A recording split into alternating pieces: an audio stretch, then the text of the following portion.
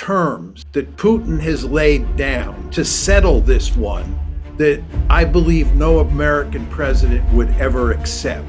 You can blame us, you can call us aggressors, imperialists, and so on, but for us, Ukraine in NATO means existential threat.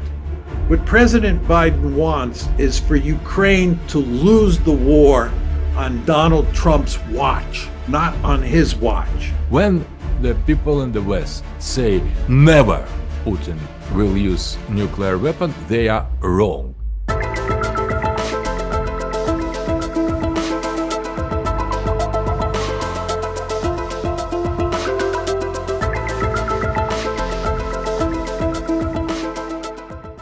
President Trump, throughout his campaign, he has said that he's going to resolve the conflict in a matter of 24 hours. Now, I understand that may be a figurative speaking, but what is the outlook for the resolution of the conflict in Ukraine right now? Yeah, I'll say a few words and then turn it over to Professor Dugin. There's no question that President Trump has said that the one issue area in the world, which is Ukraine, that he's going to really fundamentally alter American foreign policy is in that conflict. And as you said, he says he's going to shut it down very quickly. I do not believe he's going to shut it down very quickly. I believe he may have good intentions, but it's not going to happen. And the reason is that he would have to accept terms that Putin has laid down to settle this one that I believe no American president would ever accept. And specifically, Putin has said before he will even negotiate, this is to begin negotiations to come up with a peace settlement, the West, and here we're talking mainly about the United States and Ukraine have to accept two conditions. One, that Ukraine will never be in NATO, either de jure or de facto, that Ukraine will be a neutral state, a genuinely neutral state. And furthermore, that the West and Ukraine have to accept the fact that Crimea and the 4 oblasts that the Russians have now annexed are permanently lost. They're permanently part of Russia. And again, Putin is saying, before I even begin negotiations to settle this, to come up with a peace agreement, you have to accept those two conditions. I find it hard to imagine the United States, even President Trump, accepting those two conditions. I find it hard to imagine the Ukrainians accepting those two conditions. Now, one could argue that President Trump is a very special person, and he has views that are outside the mainstream. And he is, after all, the president of the United States. But the problem is that he is surrounded by people who have Russophobia in the extreme and have been super hawkish on Ukraine for years.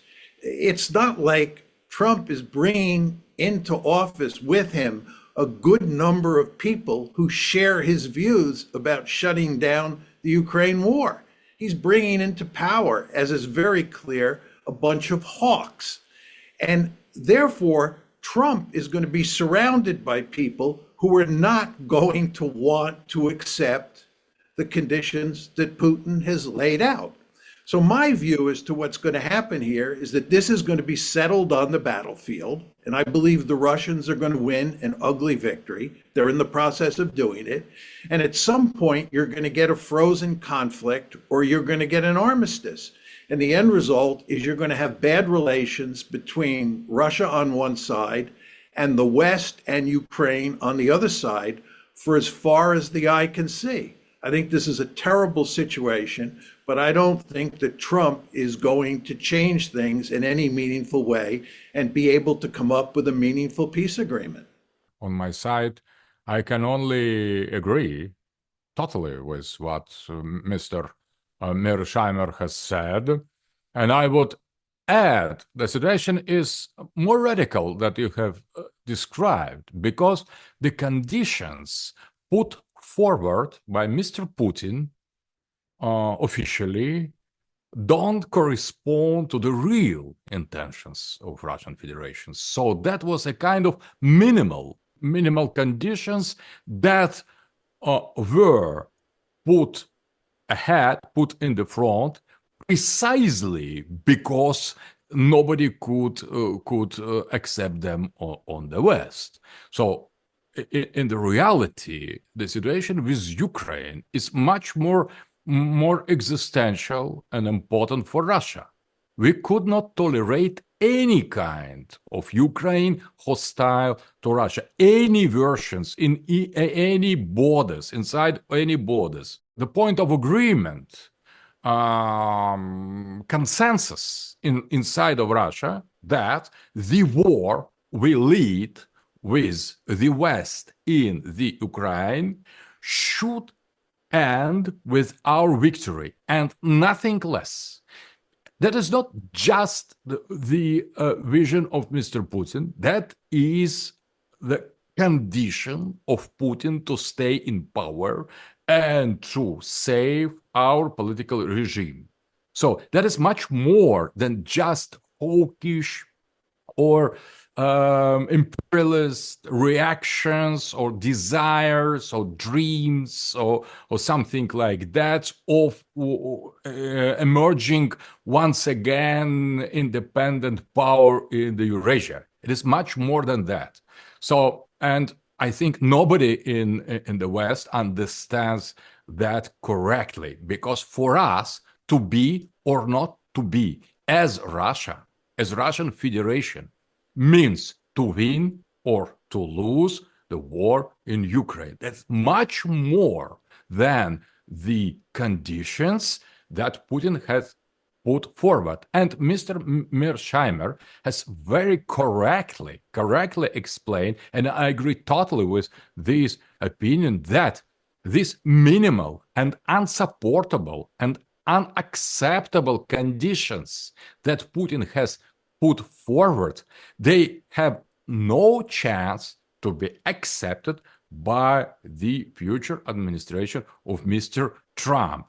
With his agreement or against his will, I think there is the kind of geopolitical or realist, if you want, logic that the West and United States could never, I would say, never accept not only expressed and explicit claims of Russia, but much less implicit claims of Russia that they go much more further than just keep in our possession the territories we have won or neutral status of Ukraine. So Mr.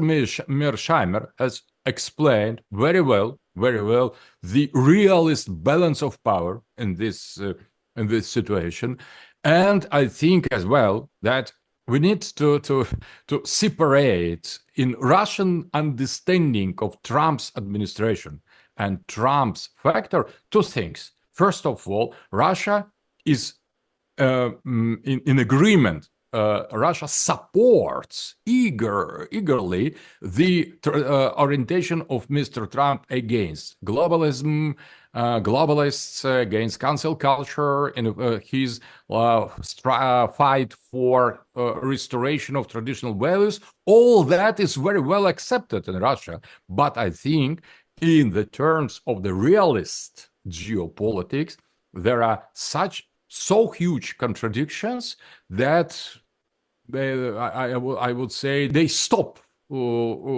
precisely in the moment when these possible, virtual, probable negotiations start. In that moment, there will be the huge amount of misunderstanding on the deep level of the mutual understanding of the nature of the conflict in Ukraine that will prevent any possible solutions. So I agree once more with Mr. Mearsheimer that the result or the end of this bloody conflict will be decided on the battlefield. So that will be no armistice, no truce, no peace talks, but rather the weapon that will decide the fate, the destiny of these geopolitical conflicts. And that's beside, or I would say beyond a Russian great impression of Trump, because Trump is, in our eyes, he is defender of the traditional values, and we applaud that. We totally agree with that. Cancel, as Elon Musk recently has said, cancel culture should be canceled. So we should stop with this left liberal agenda on the global level. In that sense, Russia will support absolutely that. But on the term or in the realm of the realist geopolitics, I think the contradictions will not disappear, or maybe will aggravate more. If I can just pick up on what Professor Dugin was saying and make two additional points. He used the word existential threat.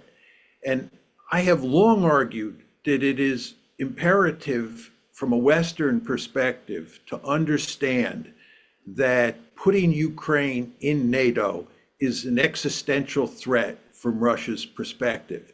And once you accept the fact that Russia views Ukraine in NATO as an existential threat, you realize just how dangerous the situation is, and you realize that the Russians will fight to the death to prevent Ukraine from being in NATO, because it is an existential threat. It threatens their survival. The problem that you face in the West is that hardly anybody accepts that argument. And they will say that NATO expansion is not an existential threat to Russia. And they believe that what's going on here is that Putin is just an imperialist. He's an old-fashioned aggressor. He wants to create a greater Russia by incorporating Ukraine into it. And this has nothing to do with an existential threat. My argument is you may not think, you in the West may not think it's an existential threat, but what you in the West think is irrelevant. What matters is what the Russians think, and in particular, what Putin thinks. And the Russians have made it perfectly clear, in my opinion, from the very beginning, that Ukraine inside of NATO was unacceptable. It is an existential threat. Nevertheless, we continue to talk about bringing Ukraine into NATO, number one. And number two, if we don't talk about bringing in Ukraine, if we don't talk about bringing Ukraine formally into NATO, we talk about creating a situation where Ukraine is a de facto member of NATO, where there's a strong security relationship between the West, especially the United States, and Ukraine. This drives the Russians crazy. They view this as an existential threat, but we refuse to accept that. And if we refuse to accept that, and we refuse to take Ukraine in NATO off the table, you're never going to get an agreement. And that's a point I think that both Professor Dugin and I agree on. The second point I would make is that the more we push to maintain a tight security relationship between the West and Ukraine, this is the de facto NATO argument, and the more we talk about a de jure relationship where Ukraine is actually brought into NATO, the more we incentivize the Russians to capture additional territory in Ukraine and to destroy Ukraine. It's completely counterproductive from Ukraine's point of view. It would be in the West's interest and in Ukraine's interest to accept the fact that Ukraine cannot become a member of NATO and go to great lengths to come up with a genuine peace agreement. But because we in the West refuse to accept the argument that the Russians make, that Ukraine and NATO is an existential threat, we continue to wave this threat in the face of the Russians. And the end result is the conflict will go on. And in the end, Ukraine will be destroyed. It will end up as a dysfunctional rump state, and it will lose a lot of its territory to Russia. And furthermore, this will be a humiliating defeat, not just for NATO, but for the West itself. So what I'm saying here is that by refusing to accept the fact that the Russians view NATO expansion into Ukraine as an existential threat, the West has basically shot itself in the foot and destroyed Ukraine in the process. So I totally agree with that. So that is, I have remarked some years ago that the West has finished to think in the realist terms. So what is realism in the theory or practice? So you can imagine not only your position in the balance of power in the international relations, but as well you take in consideration the position of the other. So you can think this way, but the other thinks differently. As realist, you put on the balance both positions and you try to come to some rational solution. So that is maybe cynical, maybe outside of moral, but realism in the international relations precisely that. So you evaluate the real capacity, the real possibility of the other than you, and you take that in consideration in calculation of your national interests. So that was starting from Morgenthau and Carr in the international relations. That is uninterrupted line of realist thinking. And I think that Mr. Mearsheimer has explained that excellently. Everything is completely clear.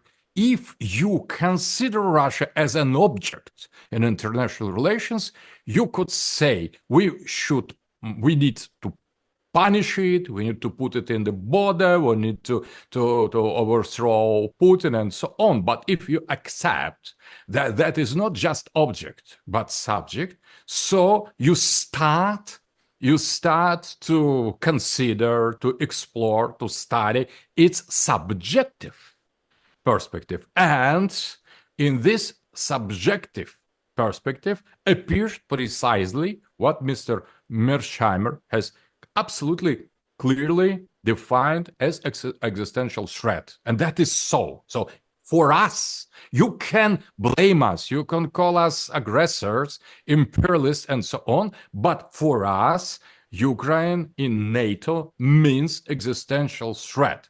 And Mr. Mearsheimer has said one very important thing about the fight to the death. And if the existential threat is perceived as such in the eyes by the subject of the nuclear power as Russia, the death means not only the death for Russia or for Ukraine. The death in the case of nuclear power involved means as well the possible death of the Western Europe or United States. The death means the death for everybody. So, and that is precisely what Mr. Putin wanted to emphasize some years ago when he has affirmed clearly that the world without Russia could not be tolerated by Russia. That is the nature and a deep dimension of an existential threat. If something threatens you existentially, you could prefer to destroy everything, universe, life on the earth, humanity, everybody. But you should save yourself. So the price is in the case of nuclear power with nuclear weapon, capable to destroy humanity is very high. So it is maybe you could say so that is crazy, that is anti-humanist or something like that, maybe, but that is moral evaluation of what is going on. But on the level of the mutual realist understanding on what we think to be existential threats. So that we need to take that in consideration. For example, if Russia would invite Mexico in the military alliance with Russia and Mexico, and at the same time claims to restore the Texas and other ancient Spanish territories inside of United States now. So you can imagine what existential threat is it for us. I am not speaking, as Mr.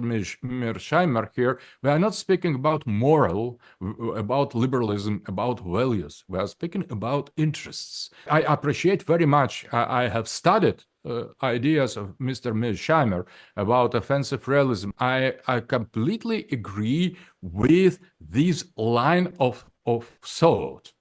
You could criticize that, you could accept that, but that is absolutely brilliant exposition of what is going on in the reality. And maybe I think the lack of realism will play very bad joke with Trump's new administration. The realism could solve this conflict. Realist approach. When we involve the moral, liberal ideals, democratic values, and so on, we are losing the reality of the seriousness of the situation. And I think that Mr. Mearsheimer has shown brilliantly what is on the stake. There are actually many layers of questions that I have from the conversation just now. Is that we are in agreement here. Everything is well said and heard. But how many people do you think, I suppose I would direct a question to Professor Mearsheimer first, is that how many people do you think in the United States actually understand what we are discussing here? Because it is about a world of perspectives, right? You can argue that, hey, we are a benign hegemon, there's nothing to worry about. Well, it's not about what you think, it's about what Mr. Putin, what the Russian people think. So playing between a conflict, between a war of perspectives, and potentially with nuclear weapons at stake, how many people side with you? How many people understand your perspective in America? And also to follow up on that is that, why the recent provocation, why the recent escalation? Calling on lowering military age in Ukraine and allowing Ukraine to use American-made long-range missile by Biden administration right before he's about to leave the office. Why? I think it's fair to say that hardly any Americans accept my views on the Ukraine conflict. And what really is happening here is, to use the rhetoric that Professor Dugin was using, it's almost impossible for most Americans to put themselves in the shoes of the other. In other words, American policymakers, American foreign policy elites are not good at thinking about how the Russians might view Ukraine in NATO. They have their own views, which they think are the dominant views. This is captured in a very famous comment by Madeleine Albright in the late 1990s. She said, "We are the indispensable nation. We stand taller and we see further." Just think about those comments. We, the United States, we're special, we're exceptional, we stand taller, we see further. This is all a way of saying we know what is best for everybody else. We have the approved solution. And what's really happening here is that when the Cold War ended and the United States had won this tremendous victory and ended up as the unipole, the most powerful state in the system with this liberal ideology, we thought that we could spread liberalism all over the world, which is a way of saying we thought we had won, not just geopolitically, but we had won ideologically. And we were in a position where we could cause every other state in the system to become a liberal democracy like the United States. And we were so full of confidence that we could shape the world in our image that we fell into a situation where we found it impossible to pay serious attention to what other states said. And by the way, this is not just Russia, it's China as well. The United States thought it knew what was best for China. This is what the engagement policy towards China was all about. It was to make China look like the United States. And of course, the United States wanted to make Russia look like the United States. So you had this situation, which was always present in the United States. It was always there that we had some difficulty putting ourselves in the shoes of the other side, for sure. But after 1989, and certainly after the Soviet Union collapsed in December 1991, we fell into a pattern where it became almost impossible for us to strategize. Strategy is all about thinking about what the other side is thinking and what the other side will do in response to what you do. That's what strategy is all about. This is why realism is inextricably bound up with strategy. But we really, in a fundamental way, lost that ability. And therefore, when the Russians said, this is an existential threat, and they said it over and over and over, it's not like you can look at one speech where Putin said it's an existential threat to bring Ukraine into NATO. Putin said it millions of times. It's crazy. All the Russian elites said the same thing, but we refused to believe it. And it's because we believe, and I think this is still true, that we are the indispensable nation. We stand taller and we see further.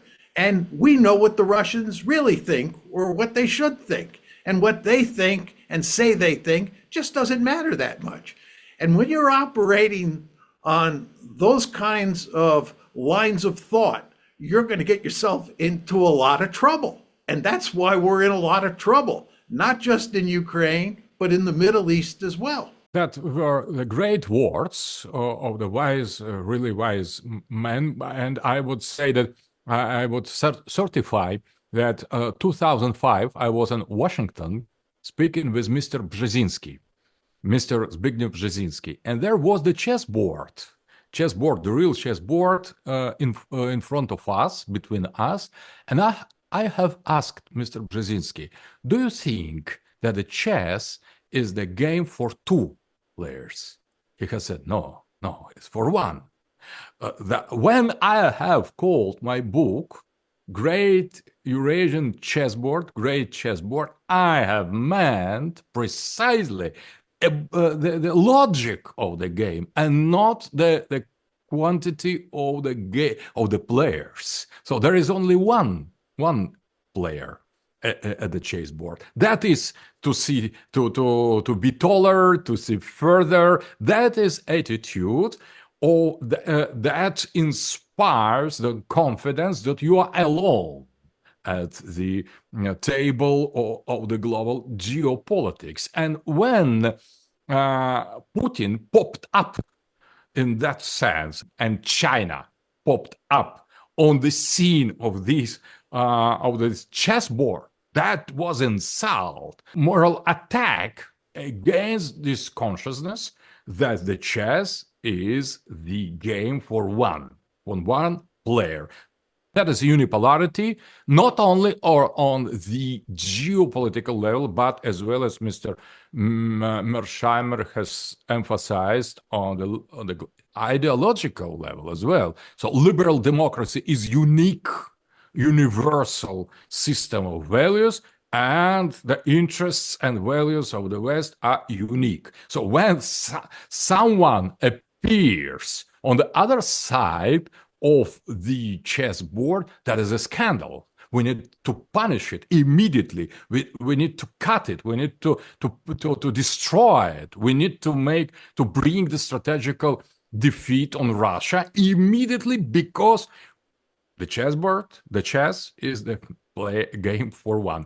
So I think that is completely irrealist attitude. So realism in international relations is based on the acceptance of the sovereignty. And if you accept the sovereignty, you accept the possibility, at least theoretically, to behave as you wish, because there is no other instance that could say, oblige you to behave in this way or another way. That is the nature of sovereignty. If you accept sovereignty, you accept the existence of other player, Chinese, Russian, maybe Muslim as well, as in the case of the Middle East, or Indian maybe, or African, Latin American. So we are dealing with the other subjects that are other than ourselves. That is very, very, very tragic, I think, that United States of America and the collective West in general lacks today this strategical approach. With existence or presence of this strategical approach, we could imagine much more easy solutions for some crises in the world that seem to be irresolvable. Accepting multiplicity or diversity of the players and civilizations, as Huntington has called it, I think everything will be much easier to solve. So we are discussing in a framework that we are living under the dictatorship of American-led liberal democracy, and they're so full of themselves that they don't see how people from other parts of the world, leaders from other sovereign nations, may have a brain of their own. But is there also a possibility, and this is a question who a friend of mine gave me before the conversation started, and he's a proponent for liberal democracy. His question is that, are we sort of giving the United States too much credit that it is the master, the puppet master orchestrating behind it all? Is it also possible that the conflict in Ukraine is a result of the long history between Ukraine and Russia, between people living in the eastern part of Ukraine and the western part of Ukraine? Is it possible that it is a very local issue? I will let Professor Dugin go first this time, since I've gone first in answering all the previous questions. I think it's only just that he have a chance to go first. So, and then I can respond. So in my opinion, we could not reduce the importance of the Russian-Ukraine conflicts to regional scale. So that is geopolitical issue or the larger scale, because in the reality, the identity of Ukrainian nation is very recent. It is artificial and recent, because Ukraine never existed in history, and that was just the part disputed between Russian Empire and Poland and Austria and the West in general. So that was the frontier between two civilizations, and politically, Ukraine was liberated, first of all, from Turks, and that was Novorossiya or Eastern Ukraine. That was the territory that belonged to the Turks, to the Ottoman Empire, and not to some imagined Ukrainian state. There was nothing of sorts in the history. So that was the fight between two empires, Russian Empire and Ottoman Empire, for some frontiers, for some border zones, and Russia has won the control over what we are calling now Novorossiya, from Kharkov, that was the part of the other ancient region, to Odessa. That was the part of newly acquired or reacquired territories by Russian Empire from Turks. No Ukrainians were involved because they didn't exist in that situation. The western part of Ukraine was the same people, the same culture, the same religion, Orthodox, but the western part was, after the Mongols invasion, under influence of Lithuania and Poland, and partly later of Austria. And having the same, exactly the same identity, roots identity as ourselves, as Russian from Muscovite Russian, Eastern Russian, they were under control of the Polish Catholic and Austrian as well Catholic. But they conserved, Ukrainians fought for their Orthodox identity under the rule of the Catholic Poland and Austria. So we could not regard them as the part of the Western Europe as well. Western Ukrainians belong to the same root, to the same tree of our historical identity that fought against the Polish and against Western Europe. The experience to live some centuries under control of Catholic European nation that has made the impact, the influence over their identity. And in Lvov, Lemberg, in the most western city of the Western Ukraine, that is regarded, is considered as a capital of all Western anti-Russian ideology, until recent times, there were two parties, pro-Moscovite and and Russophobic parties coexisted. There is the complex history of identities inside of Ukraine, and the unique way to save the newly established national state of Ukraine was to take in consideration both identities, pro-Russian Eastern identity and more or less, not so radically, anti-Russian identity of the Western Ukraine, to make a balance, to create a state as Belgium, for example, with Wallons and the Flemish people balancing each other with different linguistic identities, historical experience, and so on. So that was the chance, and they have lost. The Kiev regime has lost the chance, choosing only one identity, Western Ukraine artificially created. Western Ukraine identity cleansed from pro-Moscovite Orthodox elements, to liberated from this part of the deep Ukrainian identity, and creating artificial pro-Western, pro-European Union, LGBT plus, globalist, liberal identity, artificial, in order to fight against Eastern Ukraine and Russia. So in that sense, regional dimension of Ukrainian conflict, we could not discard, we could not forget. It exists, and it existed historically, because that was the history of the fight between the Great Russia, Moscow, against the West, the Western Europe. And the Ukraine was the frontier, the battlefield in the time of Peter the Great,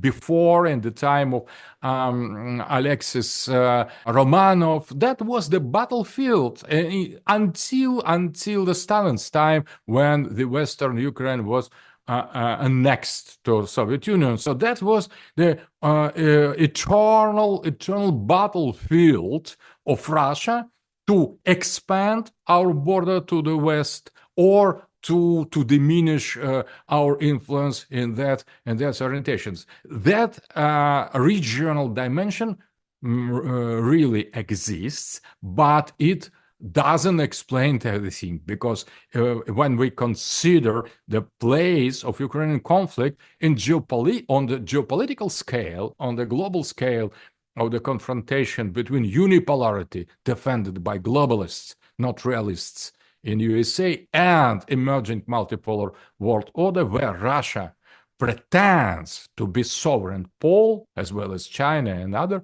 poles. So that, I think, regional aspect is the secondary comparing with these global geopolitical level.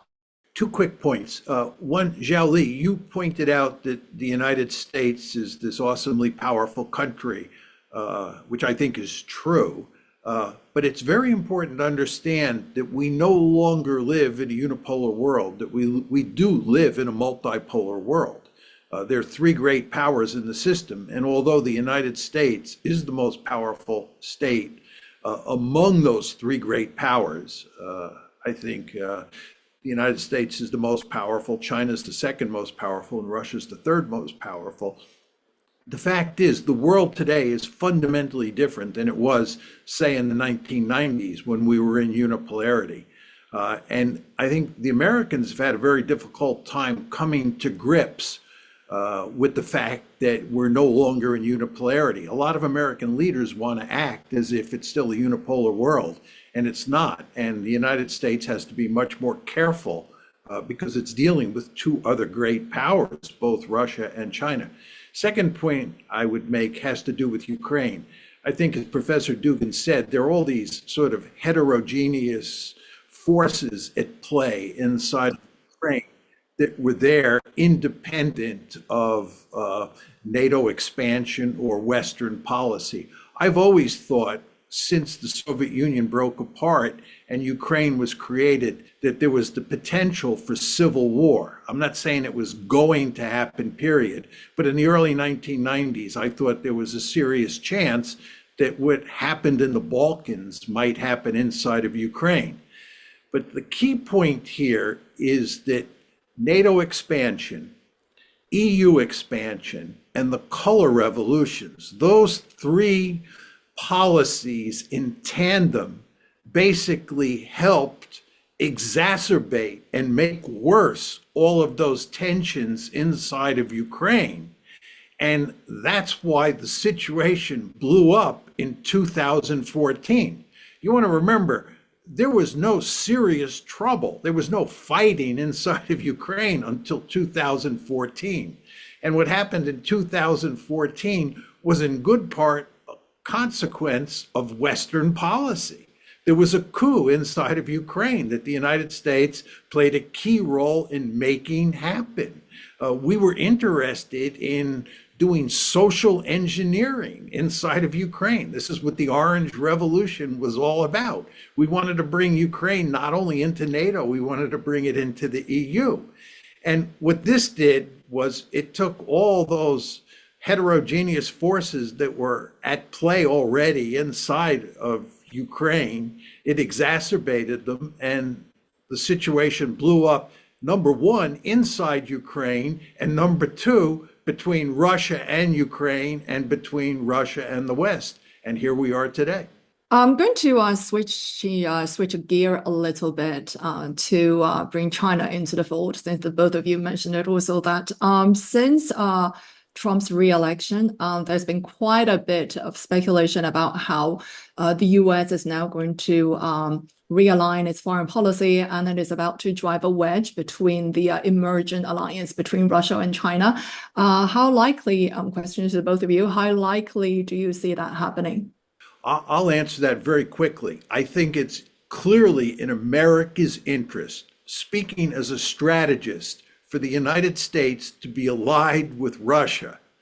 And that way, the United States can concentrate on containing China. And as you know, I've long argued that the United States should try to prevent China from dominating Asia, from becoming a regional hegemon.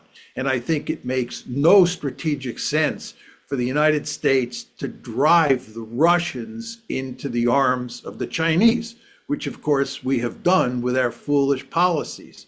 So your question is it likely that we will change our policy and that we will end up having good relations with Russia and in a sense, separating the Russians from the Chinese. I think there is hardly any chance that that's going to happen because I think, as we were discussing before, there's hardly any chance that relations between the United States and Russia are going to change anytime soon. And in fact, I believe, sadly, that the United States and Russia are going to be bitter enemies for the foreseeable future. And the end result of that is the United States is going to continue to try to damage Russia, to hurt Russia. And as a consequence of that, the Russians will have very close relations with the Chinese because the Americans have their gun sights on China as well. You have this situation where the United States has its gun sights on both Russia and China. And unsurprisingly, Russia and China have become, I think it's fair to say, close allies, maybe not formal allies, but close allies, as they should be. And it doesn't make strategic sense for the United States, for sure. But doing things that make strategic sense is not something that the United States pays much attention to these days. So that's the sad state of affairs here in America. So that is a very correct explanation and description, as long as I understand. I would say that I am a little more optimistic about strategical sense in Trump's future administration. I observe some trends inside of appointments and some people that I have contact with from newly established American Trump's administration that are the signs that maybe, I hope, there will be more strategical dimension in the future American policy, international relations. Relying on these sources or these presumptions, I would say, I could say that Trump will try to rebalance a little bit relations with Russia and China in favor of Russia and against China. That is not only his subjective, individual understanding, but that is the logic, as Mr. Mearsheimer has said, the logic of strategical attitude. And I think that at some point, the new administration of Trump will try to make not peace, but just to calm down relations with Russia and to try to, I would say, to sabotage these strategical alliance, growing alliance between Russia and China. At least he would try. I think he will try to do that. But at the same time, that is an important thing that this strategical alliance between Russia and China, if we accept and if we agree, and I personally totally agree with Mr. Mearsheimer about the conditions of multipolarity already here, not just in the future, not as desire or plan or expectation, but the correct description of the reality, there are at least 3 complete and established poles: United States, obviously, the West, collective West, Russia and China, or China second and Russia. I agree with this consequence. But we should not forget India, Akhand Bharat, Greater India, emerging as well as independent player, not on the side of China, not on the side of United States, not on the side of the Russia, but as something independent. And the Islamic world, now very, very weak, I agree, but Islamic world, Africa, Latin America, new emerging poles, maybe would-be poles, the future poles of multipolarity, they are already here. They are already in BRICS. So they are operating on the second level, establishing more and more and more elements of this multipolar world system. And in that sense, I think that is not about three-polar vision. So, for example, to tear Russia from China and to get it closer to the United States, it's hardly imaginable, I think. But at the same time, I think that United States, Washington, will try to do that. They will try this strategical approach, and they will fail because it is old-fashioned way of understanding strategy. The strategy of the multipolarity is something totally else. Trump would try to do precisely that, to shift the attention from Russia to China, hostile attention, not positive attention. But I think that multipolarity is much deeper than it looks like now. So the relations between Russia and China are not about just situational alliance against the pressure of the collective West or United States. Is something deeper. And as long as I could judge, Mr. Putin and Mr. Xi Jinping, they understand the strategical depth of the Russian-Chinese alliance, Greater Eurasian Alliance, not just as situational response to the challenge of the mutual situation to be under some attack from the West. Is something further. So maybe we could finally doubt that the West is taller and further. Maybe it is smaller and sees closer to its own misconceptions of the reality. Reality of multipolarity demands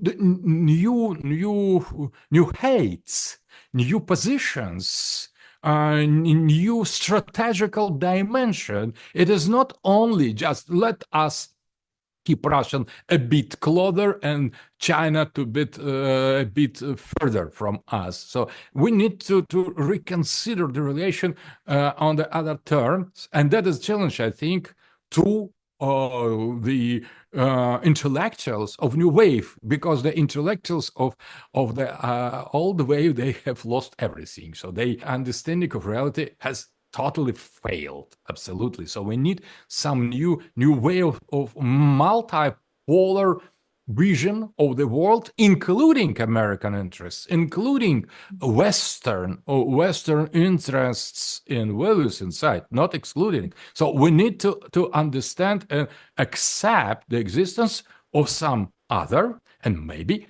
other, who is hostile to us, but we need to get inside of its brain and to think with him accordingly, not just project our wishful thinking or self-fulfilled prophecy on other. That is my point. A lot of what's been discussed just now, and on many other occasions that the two of you have been quite outspoken about analysis of the current world affairs, it's essentially a guess game on the intention. So if I can direct this next question to Professor Dugin, is that, I mean, we've had quite a few occasions over the past year to see each other in person, but I've never actually had the opportunity to ask you this. And so let's put it in the background of also the current Ukraine conflict, is that tell us about the intention of Mr. Putin, really, because I've heard this from some friends living in Western Europe also, is that their fear is that should Russia's aggression towards Ukraine go any further, it's not going to stop there. Mr. Putin's ambition is to go even further west. So first fold of the question is that to what extent is that true? What is Mr. Putin's true ambition? And the second question is quite specific about China, really. You are a controversial figure in China, not just because your current reported influence in the Russian administration, but more for what you said quite a few years ago, some almost like 20, 30 years ago, that in your book you said, I may be paraphrasing here because of the translation, so correct me if I'm wrong, but you said, from what you see, China is Russia's most dangerous neighbor to the south, and it must be in Russia's interest to the maximum possibility be dismantled, China as a great power. And from that to what you've been talking about multipolarity, what explains your apparent shift in your ideology or your philosophy? So it is not quite a few years, but that was more than 30 years ago that I have proposed my geopolitical understanding of the role of China in front of Russia, and that was beginning of the 90s. So it is not quite few years ago. Beginning of the 90s, that was totally different situation. Russia crashed. Russia totally submitted to the Western globalist agenda, unipolar moment, and China, in our eyes, was the kind of accomplice, the power that has betrayed Eastern identity and joined globalization process in order to be the part of the global pro-Western system. That looked like that. Maybe I was wrong already in that way. I could not judge that, but that was the idea of how to consider China being the part of the West, being more and more involved in the globalist economy. And in Russia, present pitiful conditions under Yeltsin, and that was precisely some geopolitical vision of that. China being more and more involved in the West, more and more globalized, and Russia more and more losing its sovereignty. So that was a kind of geopolitical despair, I would say. And the thoughts like that, they belong to this epoch. When I've tried when first of all, when Putin came to power, and second, when Xi Jinping came to power, we, in my eyes, in my Russian patriotic eyes, the situation was very, very different. So we see Russia returning to the global politics, maybe, as Mr. Mearsheimer has said, at third rank, far distant third pole after United States and China. I agree. I don't argue that we are number one. Maybe we are number three, but we are number. We are not nothing. We are number three with nuclear weapon. Number three, it's something. It is not nothing. So, but I agree, that is not about that. And from Putin's time and from Xi Jinping time, I have, and most of all after visiting, thanks to my friends in China, visiting China, teaching in Chinese Institute and Fudan University, and making contacts with different Chinese thinkers, I have a right. More than 20 years ago, it is not few years ago, so more than 20 years ago, I have arrived at the conclusion that China represents the main strategical ally for Russia in constructing multipolar world.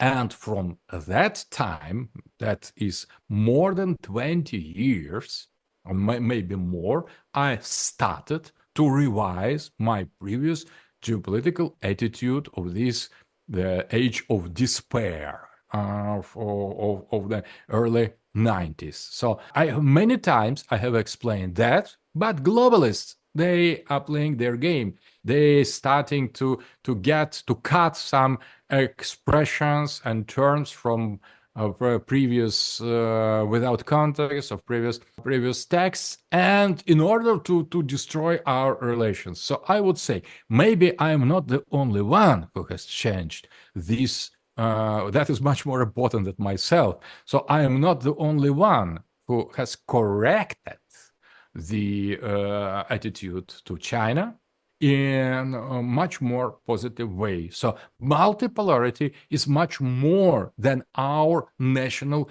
interests, than your Chinese national interests, American or Russian.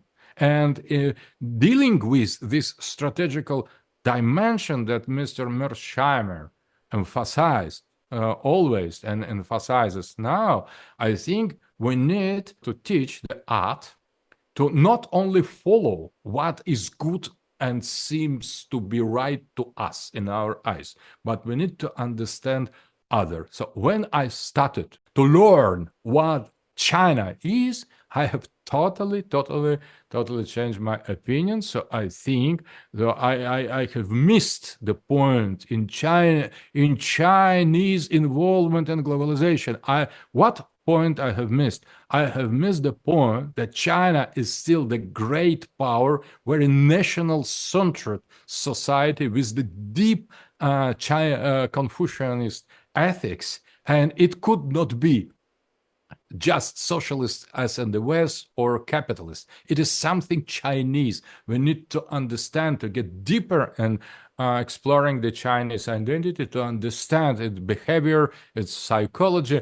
And finally, I think I came to the conclusion 20 and more years ago that China is most reliable ally of creating with Russia and other poles, as well as India, not too pro-Chinese, pole, the multipolar system. When we accept that the chess is the play, at least of the game of two players, at least, against Brzezinski, or in the multipolar case, more than two players, three at least, maybe four and more. So we are inside of strategical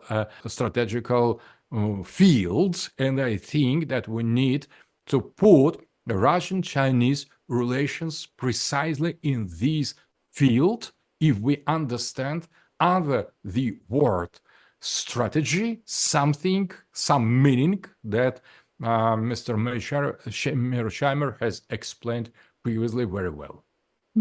May I, sorry to cut in again, but may I quickly get a comment on what, or at least in your perspective, what is the intention of President Putin? Because it is I mean, speaking of, it's all a game of perspectives here. It is perspectives that I hear from people actually living in Western Europe that they believe containment or at least keeping Ukraine neutral is not the end game of Mr. Putin. Is there any truth to that? Concerning Ukraine, Ukraine should be, in the eyes of Mr. Putin, or either neutral, totally neutral, better friendly, but at least neutral, or ours. So that is all. So neutral or ours. Neutral, we tried, we failed. So it should be ours. Concerning Eastern Europe, I would repeat the same. Either it will be neutral, or it will be ours. So that is and people like Orban, people like Georgescu in Romania, people, different other persons understand it very well. So we could not tolerate hostile, weak and aggressive entities and the dangerous distance to us. So, but the threat of Ukraine is existential, and the threat of the Eastern Europe is less existential. So it is, I think, the product or the case of bargain. But we could say, so maybe it could be a bit more hostile, a bit more neutral, but we prefer to be neutral or friendly. Hostile Eastern Europe represents for us existential threat of the second degree, of the second importance. Ukraine represents for us the existential threat of the first degree. It is to be or not to be. That is more or less how I would answer. If I could just make a very quick point on this latter issue of Putin's intentions. Putin has never once said that he was interested in conquering any country in Eastern Europe and making it part of a greater Russia. He's just never said that. Second point I would make is the Russian military is not capable, in my opinion, of conquering all of Ukraine and then conquering countries in Eastern Europe. As everybody surely recognizes, the Russians have had a difficult time conquering the eastern one-fifth of Ukraine. The idea that this is the Wehrmacht in World War II that's poised to launch a blitzkrieg into Eastern Europe and then into Western Europe is an argument that makes zero sense. It's a crazy argument. The Russian army is a quite formidable fighting force, but it does not have the capability to conquer countries in Eastern Europe. The third point I would make is the Russians occupied Eastern Europe during the Cold War. It was a nightmare. They had a big insurrection that had to be put down in Germany, East Germany, in 1953. They had to invade Hungary in 1956. They had to invade Czechoslovakia in 1968. There were 3 times they almost had to invade Poland to put down insurrections. They had huge problems with the Albanians and the Romanians. The idea that the Russians want to go back into Eastern Europe and try to manage the politics of those countries is a laughable argument. They would be crazy to do that. And Putin, you might not like him, but he is a first-class strategist, and he surely understands. I believe that even occupying the western half of Ukraine would lead to unending trouble because of all those ethnic Ukrainians there that Professor Dugin was talking about before. The last thing he wants to do is start trying to conquer countries in Eastern Europe. I've been there, I've done that, and it did not work out very well. Exactly. In that sense, I agree.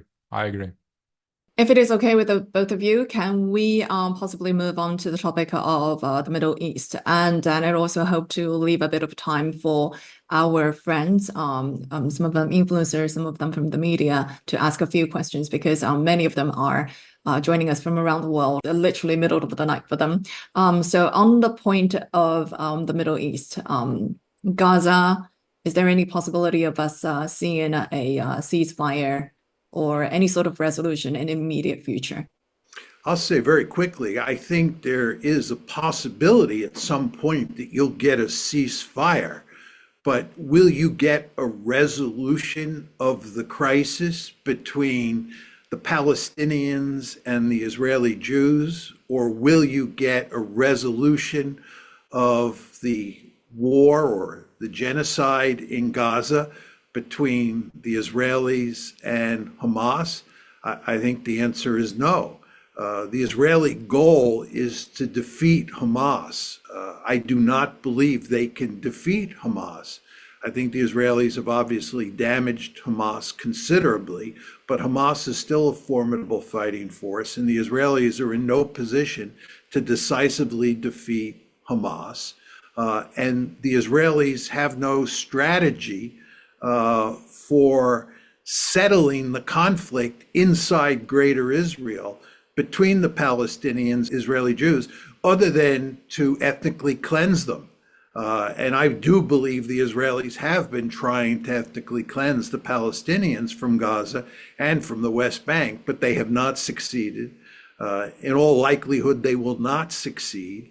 And the end result is the conflict between the Palestinians and the Israelis will go on for a long, long time, long after I pass from this planet. And you also want to remember that the conflict between Israel and the Palestinians is only one of 3 big conflicts involving Israel at this point in time. There's also a conflict in Lebanon that involves Hezbollah on one side and Israel on the other. And even though you just got a ceasefire, the fact is the Israelis did not decisively defeat Hezbollah. They cannot decisively defeat Hezbollah.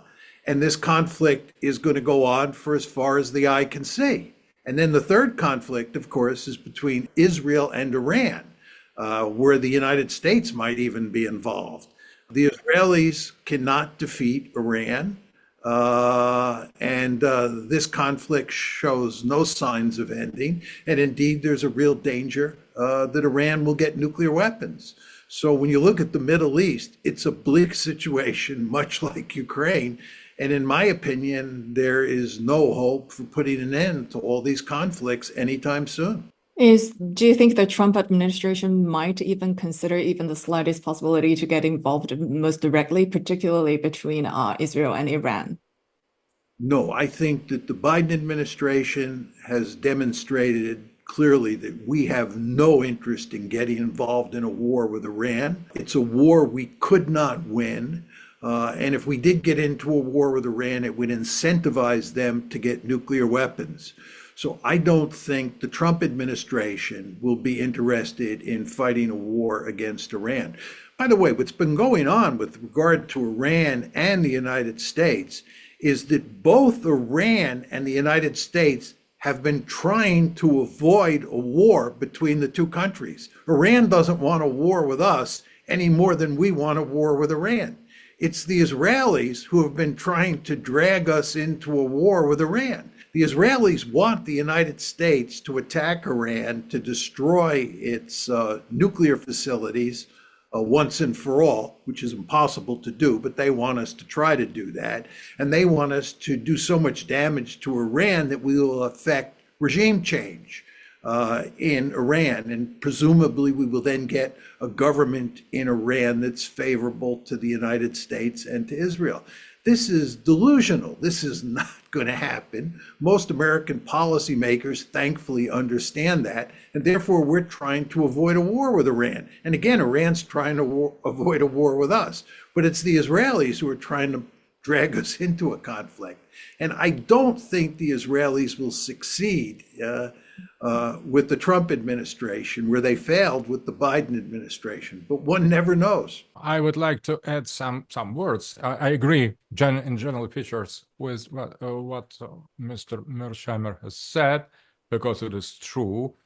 I just want to make one observation of the theoretical level. So strategy and realism is limited as attitude, as a manner of analysis to some levels of the reality. And when realists, they remark something that goes beyond the strategical and realist dimension, they say, oh, that is just irrational. And there is a kind of too irrational attitude, I think, in the strategy in the international relations. On one hand, liberal idealism that is promotion of the liberal democracy against the interests of, for example, United States. That is what is globalism? What is globalist attitude? To sacrifice American national interests in order to promote some agenda of LGBT individualism, posthumanism, something that sounds progressive. And in order to promote this agenda, the way is to get beyond American national interests. So we are dealing here with some perverted kind of idealism. So ideals beyond the interests. So something that is liberal way. But in the case of Israel, we are dealing with the different kind of not realist attitude. It is not liberal anymore. It is the kind of eschatological agenda. So I think if we consider Israeli far right or religious right, they consider the reality on the totally differently than ourselves. That is not strategical. That is very idealistical, but not liberal in liberal sense. They think that the time of Mashiach, in which the Jews Israeli Jews believe should come. That the time of Moshiach, or the Messiah, has come, and in order to accelerate his appearance, so Israel should prepare the path. And to prepare the path is to cleanse the territory of the greater Israel from any kind of shells, any kind of or something that doesn't belong to the core of Israeli identity, and to blow up Mosque Al-Aqsa, and to start to build third temple. That is how Bezalel Smotrich or Ben Gvir or Dov Leor or other intellectuals inside of far right of Israel, they conceive the situation. So they are beyond any strategy. So kill Palestinians, cleanse Gaza, cleanse West Bank, conquer Damascus, kill Assad, cleanse any Palestinians from the promised land. That is the way to accelerate, to provoke the coming first coming of Messiah. We could say that is laughable. We could say that is totally irrelevant or irrealist, but it is so. If we are consequent realists, we need to understand them. And they consider United States as just their tools to do that, not some super power that they need to follow their orders. So they totally they mock on United States. They consider this very stupid but huge power that should be used in to achieve the goal of this small, relatively small group of people, but with very fanatic ideas. That adds some eschatological element to the Middle East strategy. So we need to put on the same scale, on the same level, the realities, strategical realities, what United States wants, what Iran wants, that for Syria or Hezbollah or Hamas could afford, and these eschatological level of totally irresponsible, comparing with strategical level of thinking, behavior. So, and that being not strategical, not realist in its core, in its nature, it acts on the level of the global strategy. So that is, I think, a very important element. So Mr. Mearsheimer has shown some years ago in his as well controversial texts with Walt how small Israel is in front of global American interests, how secondary, how unimportant Israel as real political entity is, comparing with the global interests of United States of America. And that is totally correct on the level of the realist strategical analysis. That is totally true. But if we take in consideration subjective reality of the Israel government, we could say they are ready to violate any kind of realism, any kind of strategical thinking in favor of their messianic ideals, and we need to deal with that. So it is quite irrational to start war between the United States and Iran, but such war could happen.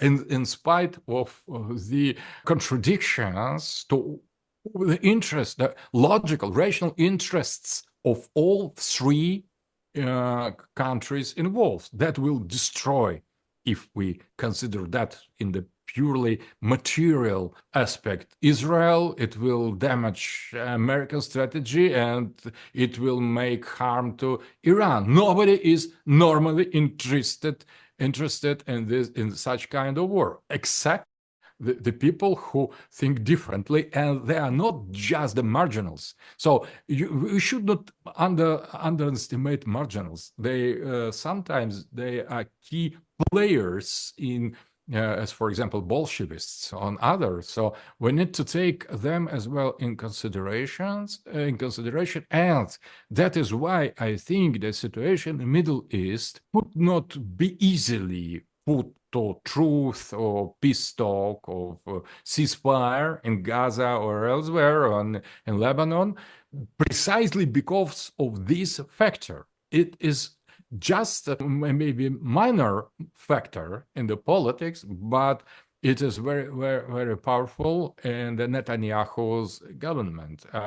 I wouldn't underestimate that. I would be happy to open it up to questions if you think that's Yeah, best, Professor Professor Dugin. Dugin. Yes, okay, great. So Ms. Camilla is from Venezuela. She is, as with many other participants, she is a reporter, a influencer on social media, commenting very much on geopolitics and international affairs. So here you go, Ms. Camilla. Thank you for hosting this, and thank you to the professors for responding to our questions. Just a correction, I'm not from Venezuela, but I worked for many years at Telesur based in Caracas, Venezuela, but I am Latin American, and so I'm going to tie that into my question. So the US and other NATO governments have tried to rally support for their wars in Latin America and the Caribbean. They've made visits, they've sent the Southcom commander to hold meetings with Latin American governments to do things such as try to convince them to trade in their arms for US weapons. So, they're also trying to get them involved in supporting Israel's projects of war over there in that region. In particular, perhaps you can either or both of you, I would love if you could comment on the role of Latin American governments in these different conflicts. In particular, perhaps comment on the role of the friends of the incoming US President Donald Trump, friends like Javier Milei, the president of Argentina, Nayib Bukele, who's a very good friend of the Republicans in the US. And these leaders seem to be quite antagonistic towards the multipolarity project and anyone promoting multipolarity. They're quite antagonistic to Venezuela, Nicaragua, and Cuba. And so perhaps you can just touch on the role of Latin America. I'll say a few words about it. I don't think Latin America matters that much in the Ukraine conflict or in the Middle East. There's no question that when you talk about world opinion, that matters. And the United States cares greatly about what world opinion says regarding Ukraine. The United States wants as many countries as possible to be pro-Ukraine, pro-Western, and anti-Russian. And in the Middle East, the United States wants all sorts of countries around the world to support Israel unconditionally, the way the United States supports Israel. So in terms of world opinion, we care about Latin America. But the fact is that the United States does not have a lot of influence in terms of how Latin American leaders and Latin American publics think about these conflicts. So we have this situation where in the West, there is support, widespread support for America's position in Ukraine and for America's position in the Middle East. But outside the West, that's not true. And when you talk about outside the West, you're talking about Latin America. You're talking about Central and South America. And the United States has not been successful in getting much support from Latin America in Ukraine or in the Middle East. So in that sense, Latin America matters, and it's been a problem of sorts for the United States. But if you look at sort of power politics, if you look at the nitty gritty of what's going on in places like Ukraine and places like the Middle East, Latin America just does not matter very much because Latin American countries, to be perfectly frank, don't have a lot of power to throw around on the world stage. And therefore, they don't matter that much in terms of the nitty gritty of these conflicts, but they do matter in terms of public opinion. I think that on the level of the balance of power or calculation and measuring of the real potential, Mr. Mearsheimer is totally right, once more. So I don't think in the reality that Latin America matters in the Middle East or Ukrainian conflicts, but I think that Latin America matters in the terms of multipolarity. And I think that there is the clear conflict between two world vision, trying to save unipolar moment, to prolong it, to keep it still alive. And that means that nothing of a sort of a pole would ever appear in the Central America or South America. So that is preventive strategy. I think Milei and the other pro-US leaders, they are preventive weapon against the possibility, the virtuality of creation of something like a consensus of Latin American countries. And I think that we have two, but I would like to add that we have two versions of the possible unification of integration of Latin American countries, that is leftist, represented by Venezuela, of Chavez, by Cuba, by Nicaragua, but as well, we have the very interesting conservative version of Juan Perón, Getúlio Vargas in Brazil. So we could aspire, or we could hope that once there will be moment of Latin America, Latin America becoming the independent pole. But in order to get there, you need to overcome many local contradictions of post-colonial nature. But I think that in the present world, that is almost not important factor in the context of the power politics on the global scale. And I agree that the influence of Latin America in the Middle East conflict or Ukraine is very, very small. But in the future, I think that Latin America could play very important role in creation or facilitating or helping the multipolar world system to be established or to sabotage it. So I think that Brazil is trying now to converge, to invest somehow in this multipolarity being present in BRICS,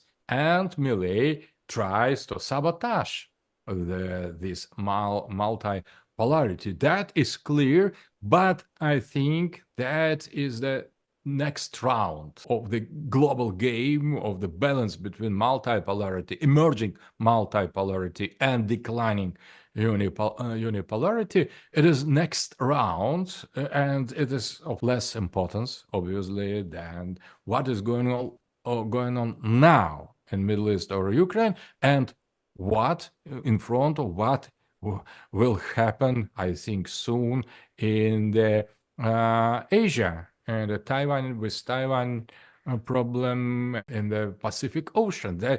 And Africa and Latin America will go after. You have your role to play in this multipolarity, but I don't think that today in the balance of power, Latin America really matters. I think that maybe including in the opinion, global opinion of Latin American population as well doesn't matter too much to the West. We are very, very happy and very grateful to Latin America to support our will to establish multipolar world order. In that sense, we are grateful, and for us, it matters. But in real balance of power, I would rather agree with Mr. Mearsheimer that is secondary elements and arguments. Thank you very much. But I just want to cut in here because we're talking about multipolarity and balance of power, some of the key words that were mentioned just now. So in a multipolar world, Professor Dugin, in your envision of multipolar world, and I also want to hear from Professor Mearsheimer too. I think this is a very important issue because we didn't quite have time to dig into this, is that in a multipolar world, with balance of power, so are every state going to start pursuing nuclear weapons? How is that going to look like? And in a multipolar world, are there going to be military alliances? In my opinion, we need first of all to understand what is the pole of multipolar worlds. And in my opinion, and that is difference maybe from classical realism, the pole doesn't coincide with the national state. So the pole for sure, the pole of multipolar world system should have a nuclear weapon, but the pole is something very, very different from the national state. So not each state, national state, should possess a nuclear weapon, but pole for sure should possess. So, but what is the pole? The pole is something that we have already now, the West. That NATO land, it is the pole. United States is a pole. It could easily, more or less easily, separate to two poles, and they still will be sovereign.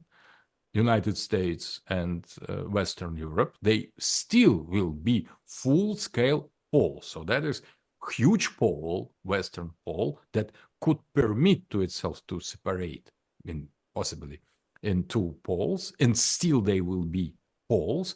There is China as a pole, agree, there is Russia as a pole. All 3 or 4 eventual poles, if we accept the possibility of separation inside of the West, still Western Europe will possess nuclear weapons. So these 3 or 4 poles already possess a nuclear weapon. India, that it is next pole. India possesses a nuclear weapon. So it is not about the distribution or of nuclear weapon or proliferation. It is already in the hand of the 4th or 5th already pole. If we consider Islamic pole, it is still to do. It is not ready, but we see at least one country, Pakistan, with nuclear weapon, and Iran in the process to obtain it. So Islamic nuclear bomb is already here, and it's not about proliferation. So if we think the world in terms of poles and not countries, so we have only 2 issues: to give nuclear weapon to some African power, but we don't see yet still some pretender to manifest this independent African pole. It is to come, and the same for Latin America. And I presume that Brazil is the first country that could claim to start nuclear weapon as a plan, because Brazil is much more developed, much more technologically advanced with its submarines created in Brazil. So I think that and so we are near to have nuclear multipolarity. We shouldn't expect to distribute to each country because multipolar world order, it is not about the nuclear sovereignty of each country.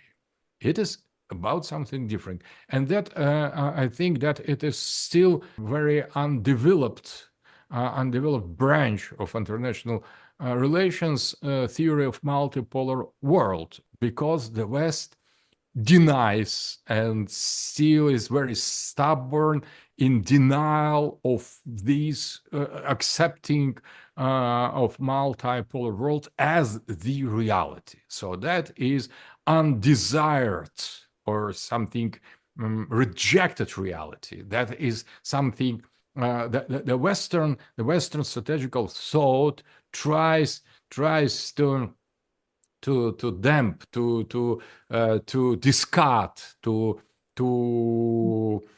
deny the reality of multipolarity, and that is why it is absolutely ideological, unrealistic, and that I think that that is the reason why they don't hear such brilliant mind as Mr. Mearsheimer enough. For sure, they consider Mr. Mearsheimer as one of the most important strategical thinkers, but still, I think the global West still continues to think in different terms. They consider multipolarity as insult, as something as scandalous, and not as reality. And if they would accept that as status quo, the state of things, they would explore more what is the pole, and the problem of the proliferation of nuclear weapon would be put in a much more realistic context. I see. We do have a few more questions, and also Mr. Jerry Brown is raising his hand, and I believe you are you invited by Professor Mearsheimer. So I'm going to firstly ask Professor Mearsheimer, if you want to follow up on the possibility of the proliferation of nuclear weapons around the world, and also pass it on to Mr. Brown to see what your question is. Okay, I'll just say a few words. I think I have a bit of a difference with Professor Dugin on how you define what is a great power or what is a pole. For me, a pole has to be a great power. So I would not describe the West as a pole or Islamic society as a pole. This is a definitional issue for sure, but I do have a somewhat narrower definition. So when I think about a multipolar world, what are the poles? They can only be great powers in my lexicon. And the three great powers in the system are, of course, the United States, China, and Russia. And that's what a multipolar world looks like for me. India could be a pole at some point, but the West cannot be in my story, nor could Latin America as a whole be a pole. Now, the really interesting question has to do with the likelihood of nuclear proliferation. During the Cold War, both the United States and the Soviet Union had a vested interest in preventing proliferation. We were not completely successful because, of course, countries like Israel, France, Pakistan, India, and a few other countries all have nuclear weapons. But the United States and the Soviet Union were committed to preventing proliferation, and after they signed the Non-Proliferation Treaty and a handful of other treaties, they went to great lengths to prevent proliferation in the second part of the Cold War. They were much less successful in the first part of the Cold War.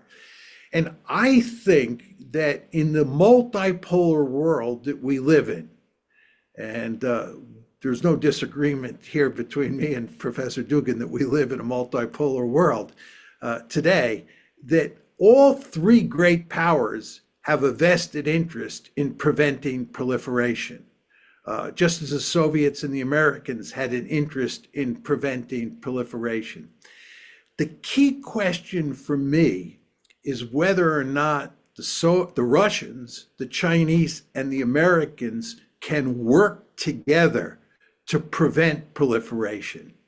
And Iran is a really good case here.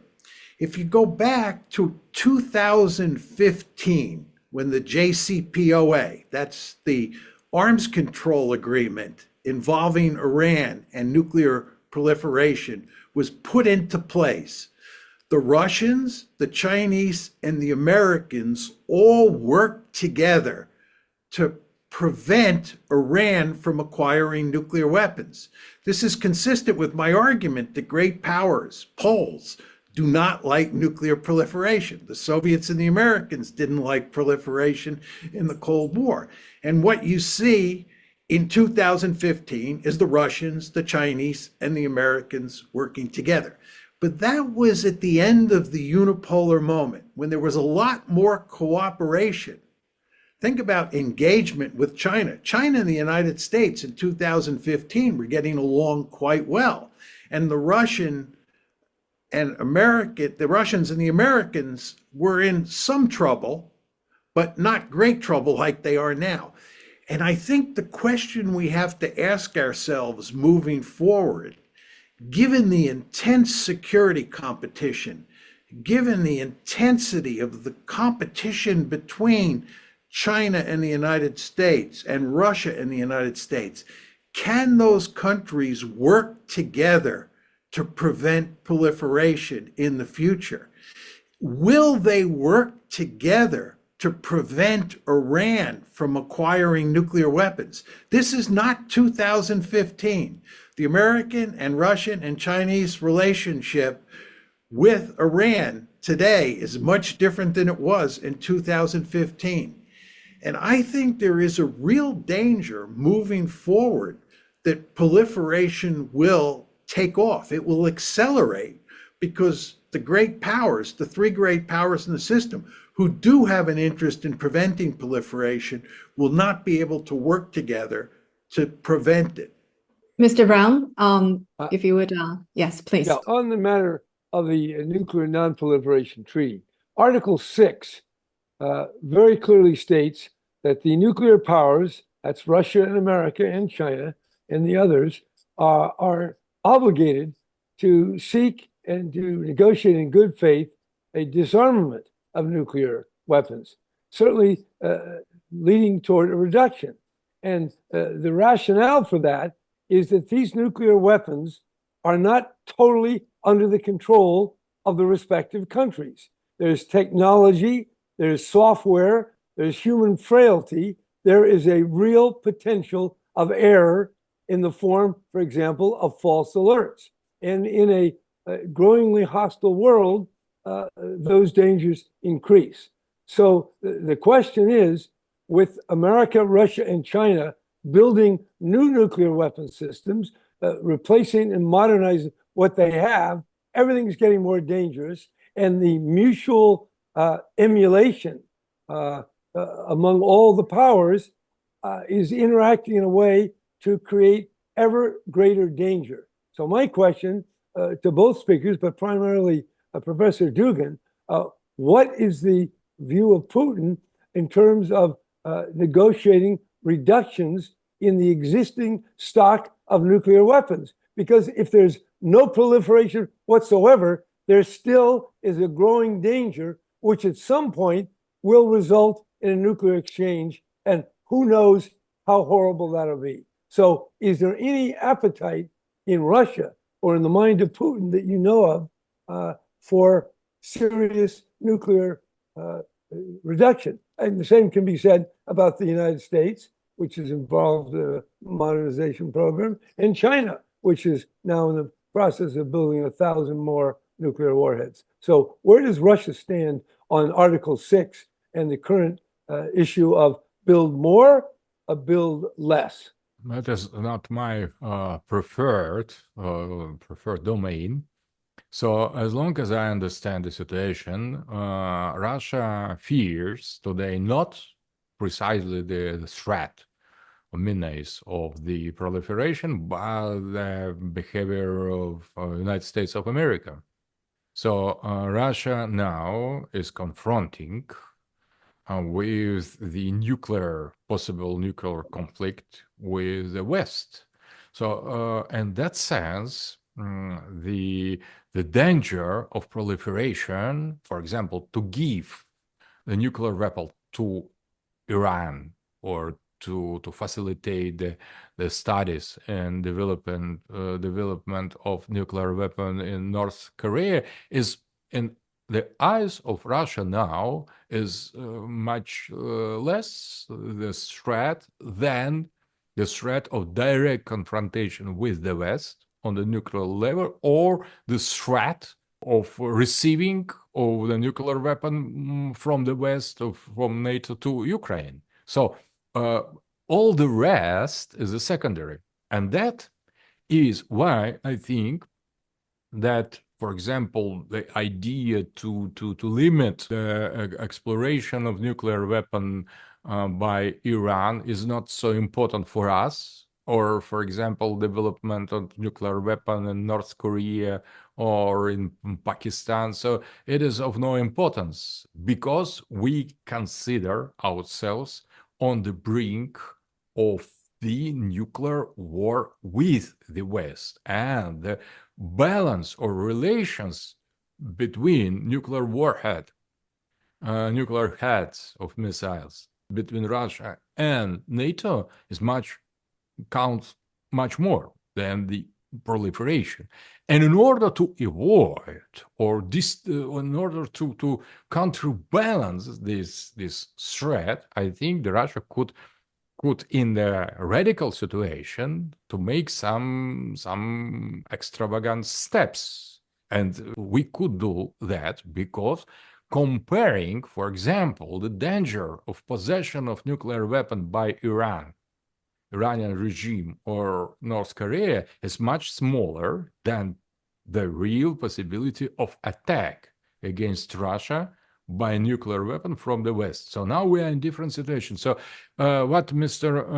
Mearsheimer has said about this trilateral agreement between China, West, and Russia in order to diminish or to control or to reduce or to stop proliferation, nuclear proliferation, that belongs to the different epoch, different time. So that was a kind of peaceful great power world order. And now Russia considers itself to be under Western attack. We consider ourselves to be in the war with the nuclear West. And that is different. So that is very important. So if we could imagine return to this peaceful three-polar system, more or less understanding and balance of power with no direct military conflicts, maybe this idea to limit a proliferation of nuclear weapon would seem rational, but not now in our eyes. So I've tried to respond as I could. I want to add one little point here, that forgetting about nuclear proliferation, however bad that is, the mere possession of thousands of nuclear warheads through many systems of software, hardware, and human control presents a risk of error, a risk of blunder in Russia and in the United States, and presumably in China as well. The danger is not that America is going to bomb Russia or Russia is going to bomb us. That may be a problem, but the risk of a mistake, of a blunder, we've had false alerts before. The risk every year is going up. It is inevitable that there will be a nuclear exchange, no matter what the intention of Trump, Putin. There's an immediate threat that requires serious negotiation under New START and under other arrangements to get greater control. Whatever our other disputes are, there's a danger of nuclear blunder happening, even though nobody wants that. I think that there's no question that there is the problem you describe. I also think there's no question that there's the problem that Professor Dugin described. But the fact is, we are not heading towards a solution to either of those problems. If anything, we're going in exactly the opposite direction. The United States walked away from a number of arms control agreements over the past 2 decades. That's point number one. Number two, there is hardly any evidence that these 3 great powers are going to craft or put together a new set of arms control agreements. Number 3, they're building up their nuclear arsenals, as you described. And number 4, nobody seems interested in trying to figure out a way to head in the other direction and ameliorate the threat of a nuclear war. If anything, what strikes me as I observe people in the West talk about nuclear war, it's that they don't think it's that serious a threat. I'm quite amazed, to be honest, that so many people think that the Russians would never use nuclear weapons, that we can simply push them around, do whatever we want to the Russians, and they'll never use nuclear weapons. This is not the way we thought in the Cold War. It doesn't seem to me that we've made progress on this front over time. If anything, we seem to be headed in the wrong direction. So when you add all those factors up, I'm actually very pessimistic about the likelihood that we will avoid nuclear use in the future. I'm not arguing that it's axiomatically going to happen, but it makes me very nervous when I listen to people talk about nuclear use in the West, and when I think about what's happening with the nuclear arsenals and what's happening with the elevation of all these crises around the world. I think we're in, serious trouble. Arms control is dying. I can tell you, the Bulletin of Atomic Scientists puts out a doomsday clock, and it is currently set at 90 seconds to doomsday, the closest in the last 50 years. There's a danger of miscalculation, of accident, totally independent of the antagonisms that have been described so well over the last hour. So I just caution people that even without intending, there will be inevitably a nuclear exchange. That's what I'm worried about. Thank you, Mr. Brown. Moving on to our next participant, Jackson Hinkle. Jackson, are you there? Yeah, I'm here. Hello. Hi. Yes, hi. So Jackson Hinkle, multi-million follower on X, but probably more famous for being banned by YouTube. Over to you, Jackson. Thank you. And thank you to the professors for being here. And I'm in Moscow right now. I think I'm maybe one of the only people that has both of the professors' books in English here in Moscow. But anyways, my question is regarding Trump's promise to place very harsh tariffs on any countries pursuing de-dollarization and arguably sovereignty. Unfortunately, a lot of the countries pursuing de-dollarization are flirting with multipolarity. Bar China and Russia have a ruling class that still maintain an interest in the expansion of their private capital at the expense of, pushing for sovereignty for their countrymen.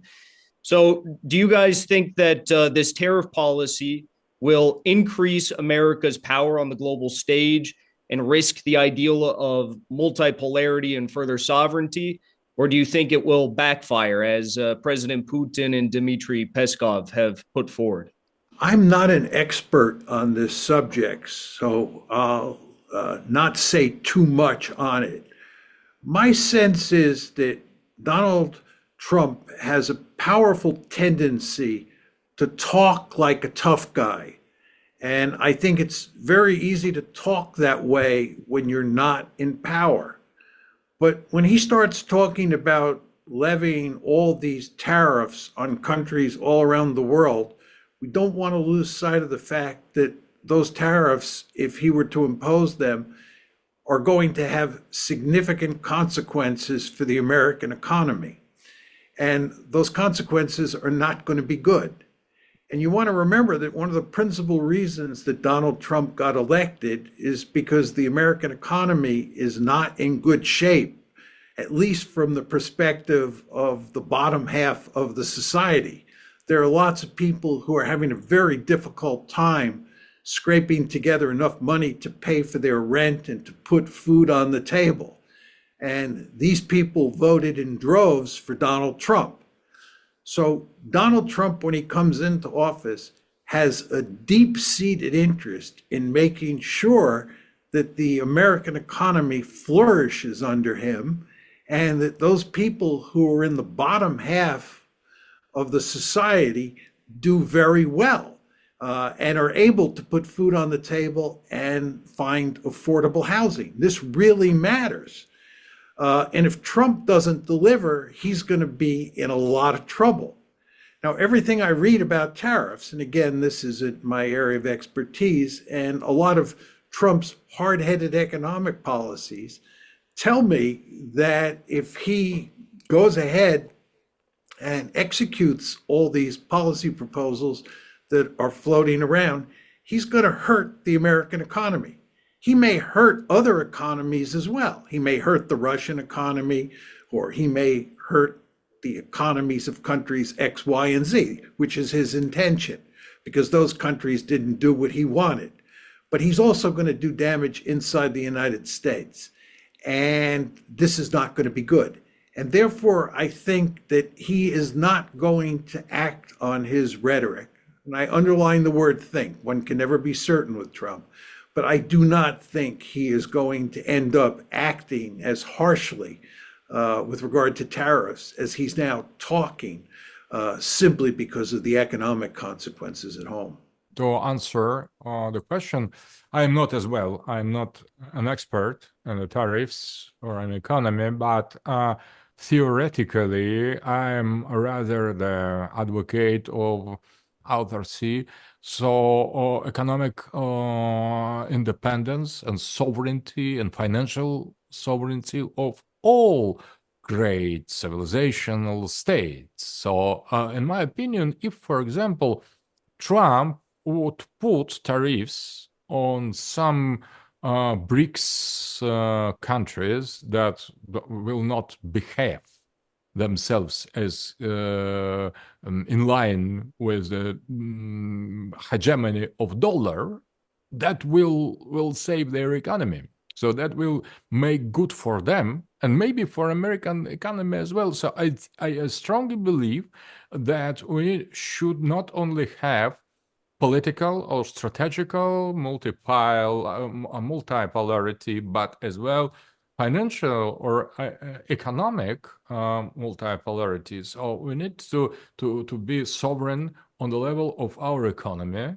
And if Trump tries to save a kind of financial hegemony of dollar, is for the first, it is his total right. He could threat the other, but we are under sanctions already. Russia is trying to exploit its inner potential, and the sanctions put on us, they are a kind of the only way to restore our independence. So we are very grateful for the West to put the sanctions on us. And if we will be cut from dollar system, we will be much more grateful. So I think that means that threat pass on tangent to us. And if someone really has fear of Trump making tariffs against their economies, in the future, they are globalists. They are just liberals being part of this global system. So let him do that. So I will be very grateful to Trump to cut the economic relations from the powers participating in this division of labor on the global level. That is the way, in my opinion, to exploit more and to prevent the people really to develop their own inner potential. So I see no threat in that. I would be very grateful. I think that the hegemony of dollar should end. And if Trump thinks differently, it is all he's right. Let us try multipolarity on the financial and currency level. So there could not be the real multipolarity without a financial sovereignty of the poles. That is challenge to China. That is challenge to Russia. That is challenge to all other emerging superpower, emerging poles. And I think that, but better to threat us with that than with nuclear weapons. I think that Trump in general is the chance. It is the chance for us, for America to be great again, to China, to the world, to anybody. The chance. It is not the gift. He will not give us nothing as a gift. He is not a kind of savior of the humanity. He's just the chance. And if we are smart enough, if we are strong enough, if we are convinced enough to use this chance, we will be the winners in that sense. And that could be this time win-win strategy for United States. So let Trump to try to do what he wants. I wouldn't prevent him from doing anything, bad or good. Let him try, because that is the chance for all of us. Biden is zero chance. Biden, Kamala Harris is the same. We know what is it. We know what that was, and we could presume what it will be. With Trump is a kind of history once more open. So I think that is very, very challenging. I applaud Trump and his team. It is a bit crazy, spontaneous, inconsequent, but that is something new. So that is the fresh air in the world with Trump. I enjoy the posting of Elon Musk, for example, recent one, the cancel culture should be cancelled. So you could not say better. So that is we wish from all our hearts that to end, to be cancelled. We want these globalist guys out of the scene, and we are ready to experience everything, every alternative that United States could imagine. So I think that is so better than what we had before. So we shouldn't be too much serious in our relations. Let them try. Let them try to make America once great again. Let them try to avoid the conflict. Let them try to pacify Russia and Ukraine. It is possible. We know that, but let them try. Let them try to put the sanctions and tariffs against everybody who challenge the imperialism of dollar. Let them try. That is very, very interesting, very, very challenging. And I think that we should say, oh, we all have already seen that. No, we never have seen that. That is something new, and let it be like that. Let it be. Let it happen. Let the globalists flee from United States to Canada, and Canada to turn into 51st state of United States. Let them try to do for doggy, what Vivek and Elon Musk want to do. That is totally crazy, and that is why it is so beautiful. I think let them try. When I see Kash Patel, I couldn't believe my eyes. So that could be real. So what this strange guy says, that is very, very exciting. I think all the rest, but more or less, the rest that is going on in the future nominees of Trump. So let these people try to improve something, and I think All the rest will depend on the realism or strategical depth. What will happen? But they have the right to start something anew. Xiao Q 老师, he is a political commentator, comments. Yeah. There is the picture. Hi. So thank you very much for staying with us because Mr. Little Q, that's his online name. He is in Australia at the moment. He comments on international relations, and particularly a lot of them are about the functioning of the United Nations. So with that, 小 Q 老师，您请说。Thank you. So I have two questions, but connected, so it will be quick. So the first question will be for great powers. If power competition is inevitable, in which areas do you see this competition most important? Will you primarily focus on military power, or economic dominance, or cultural influence, or technological development? So which of these areas do you believe will take priority in shaping the global balance of power? So the second question is for other actors, the small and middle powers. How should small and middle powers navigate the increasing tensions between great powers, especially in the context of Middle East, Ukraine, and the situation today we see? I guess I can start just with regard to the first question, with regard to what areas do a security competition mainly focus on. I think it's obvious if you think about the US-China security competition, that underneath that concept of security, right, underneath the umbrella of the word security competition, you have a military competition, and this is what containment is all about. And furthermore, you have a competition for power.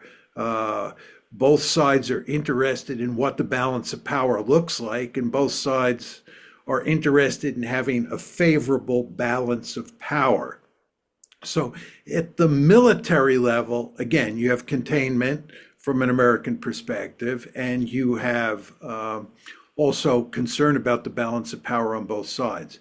But there's a very important economic dimension to this security competition. It's not just military. And the reason for that is that economic might, economic power, economic wherewithal is the basis of military might. You have to have a powerful economy to build a powerful military. So there's an economic competition that takes place. And today in the contemporary world, that competition focuses mainly on cutting edge technologies. The United States, as is very clear, is deeply concerned about the fact that China looks like it may have the ability to beat the United States in the competition for developing high-end technologies. So when you look at the US-China security competition, you see that there are two main areas of competition. One is the military, and two is cutting-edge technologies. So I would answer your first question by focusing on those two areas of competition. With regard to your second question about how the smaller states in the system navigate the competition that takes place between the great powers, I think there's not much more to say that you want to do everything you can to make sure you don't get caught in the crossfire. You may be forced in some cases to ally with one great power rather than the other. And in such a case, if you're allied with a great power, you want to go to great lengths to make that great power behave as responsibly as possible, to get that great power to act in ways that are in your interest. But I think if you don't find yourself in a situation where you have to ally with one of the great powers, what you want to do is do everything possible to remain on the sideline, to not get involved, because great powers are ruthless. And when they get into a security competition with each other, they behave in ruthless ways. And as a minor power or even a major power, but not a great power, you have a vested interest in staying out of the way as much as possible. So that would be my advice to, any minor power or major power in dealing with the great power rivalries that we now see in the world. Thank you.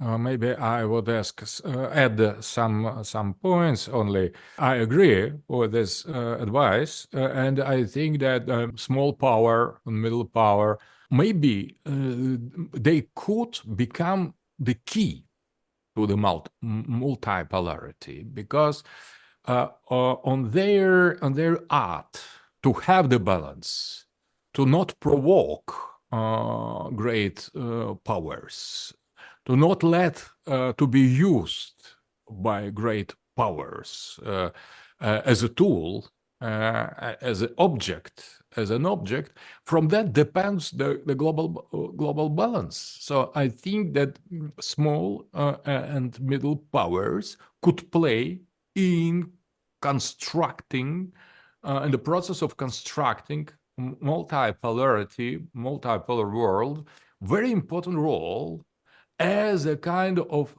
setters of some balances on the regional levels. For example, Nepal as the country tries to combine interest of the great China and great India in this region. So Ukraine could be a real bridge, a real and very important and powerful small power or middle power in establishing the geopolitical balance between Eurasia, Russia, and the Europe.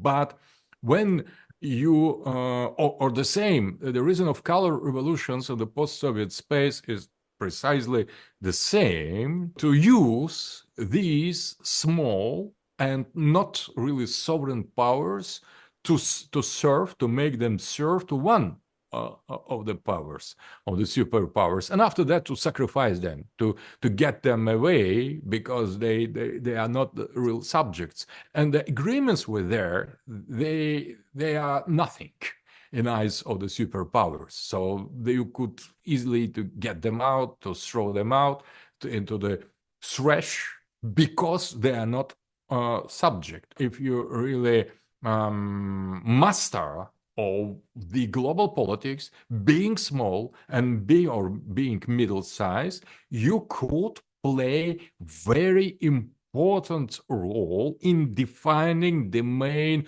power force line of the global politics. That was the idea of Nicholas Spickman, who has emphasized the role of Rimland in the geopolitics, insisting that Rimland, so borderlines, the frontiers on the global scale, could play key role in establishing balance, peace, or provoking war between great civilizations. So I think we shouldn't underestimate these small and middle scale powers. In a multipolar world, they could be regarded as a frontiers of the great importance, and we need to pay attention for them.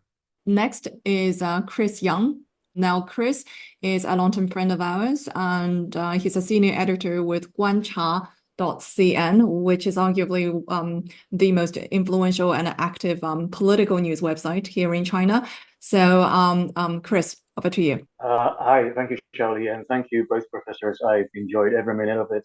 I have a very long question, but I want to shorten it as much as possible. So, because I'm most interested in the paradigm or the framework by which we examine the world dynamics. So I want to ask both of you, are we going to witness a new age of empires?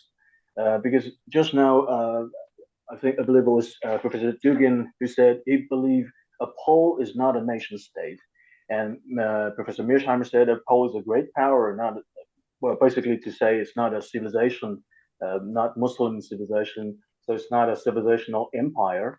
But I think that's one of the what I view to be one of your key differences between both of you. I believe Professor Mearsheimer is grounded in scientific modernity, which you view the basis of nation states, basically rational actors pursuing power maximization.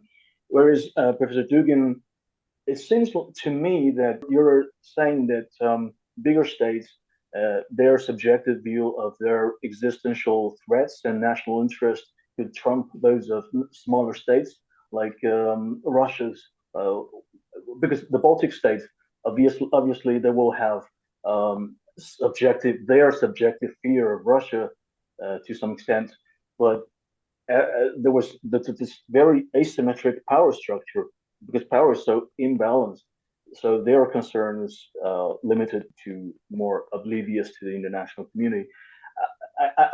I'm sort of like making this as a comment, but I want to try to ask you about the future by which we can examine world affairs.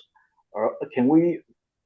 How can international relations theory adapt to new world dynamics? Because I believe one of Professor Mearsheimer's lament is the U.S. wasn't realist enough, and in that unipolar moment, U.S. could afford the luxury to be realist enough.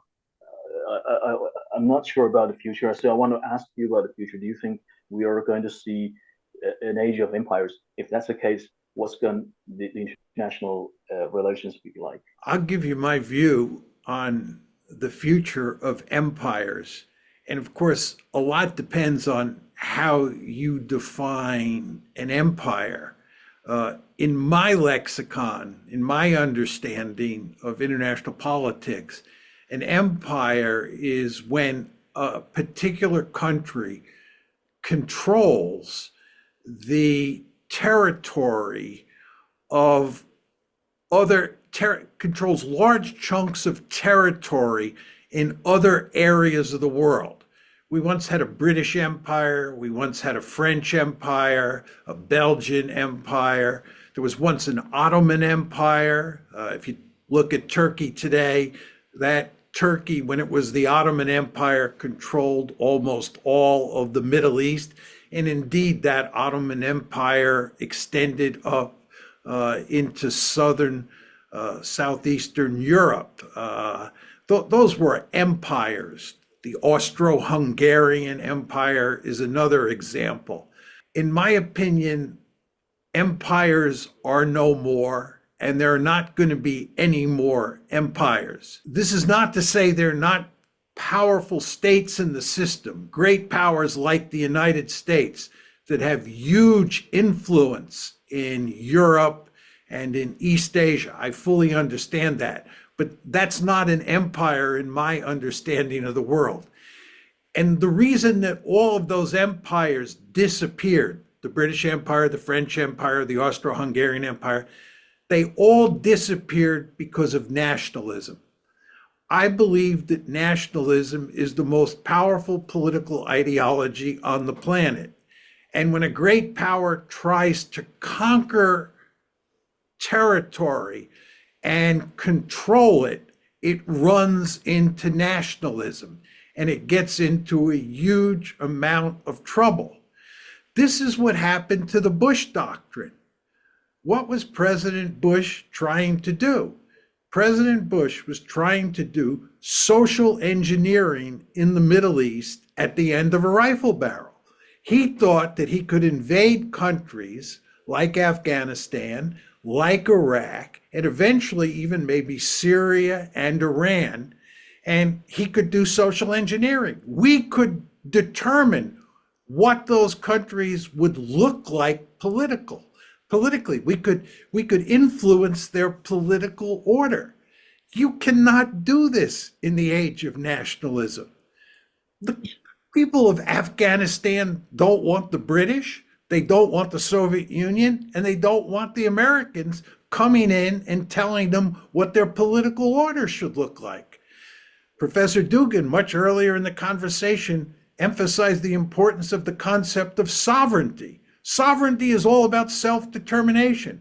Peoples all over the world want to determine their own future. They don't want the United States or the Soviet Union or any other country coming in, violating their sovereignty, right? And what this is really all about is nationalism. Nationalism says, I will decide my own fate. And I pointed out before that the Soviet Union, in its heyday, occupied all of Eastern Europe. And it had huge trouble governing Eastern Europe. And the reason is nationalism. Poles, Czechs, Hungarians, East Germans did not want the Soviet Union telling them how to run their politics. You could do that a long time ago, before nationalism came on the scene. Nationalism is a relatively new ideology. It really doesn't begin to show its face until the late 1700s, and then it begins to flower in the 1800s. And those big empires that we read about in the history books were all created before the coming of nationalism. But once nationalism comes, and once nationalism becomes a really powerful force, it becomes almost impossible to create an empire. And in my story, it becomes almost impossible to invade another country, to occupy it, and to try to influence its politics in a meaningful way.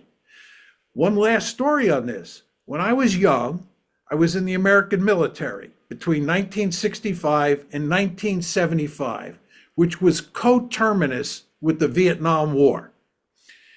During that war, many people argued in the beginning that the Americans were fighting against communism. This was US liberal democracy, capitalism versus communism. But it eventually became clear to most Americans, certainly to me, that what we were up against was not communism. We were up against Vietnamese nationalism. It was that same nationalism that finished off the French at Dien Bien Phu in 1954, right? It finished off the Americans in 1975.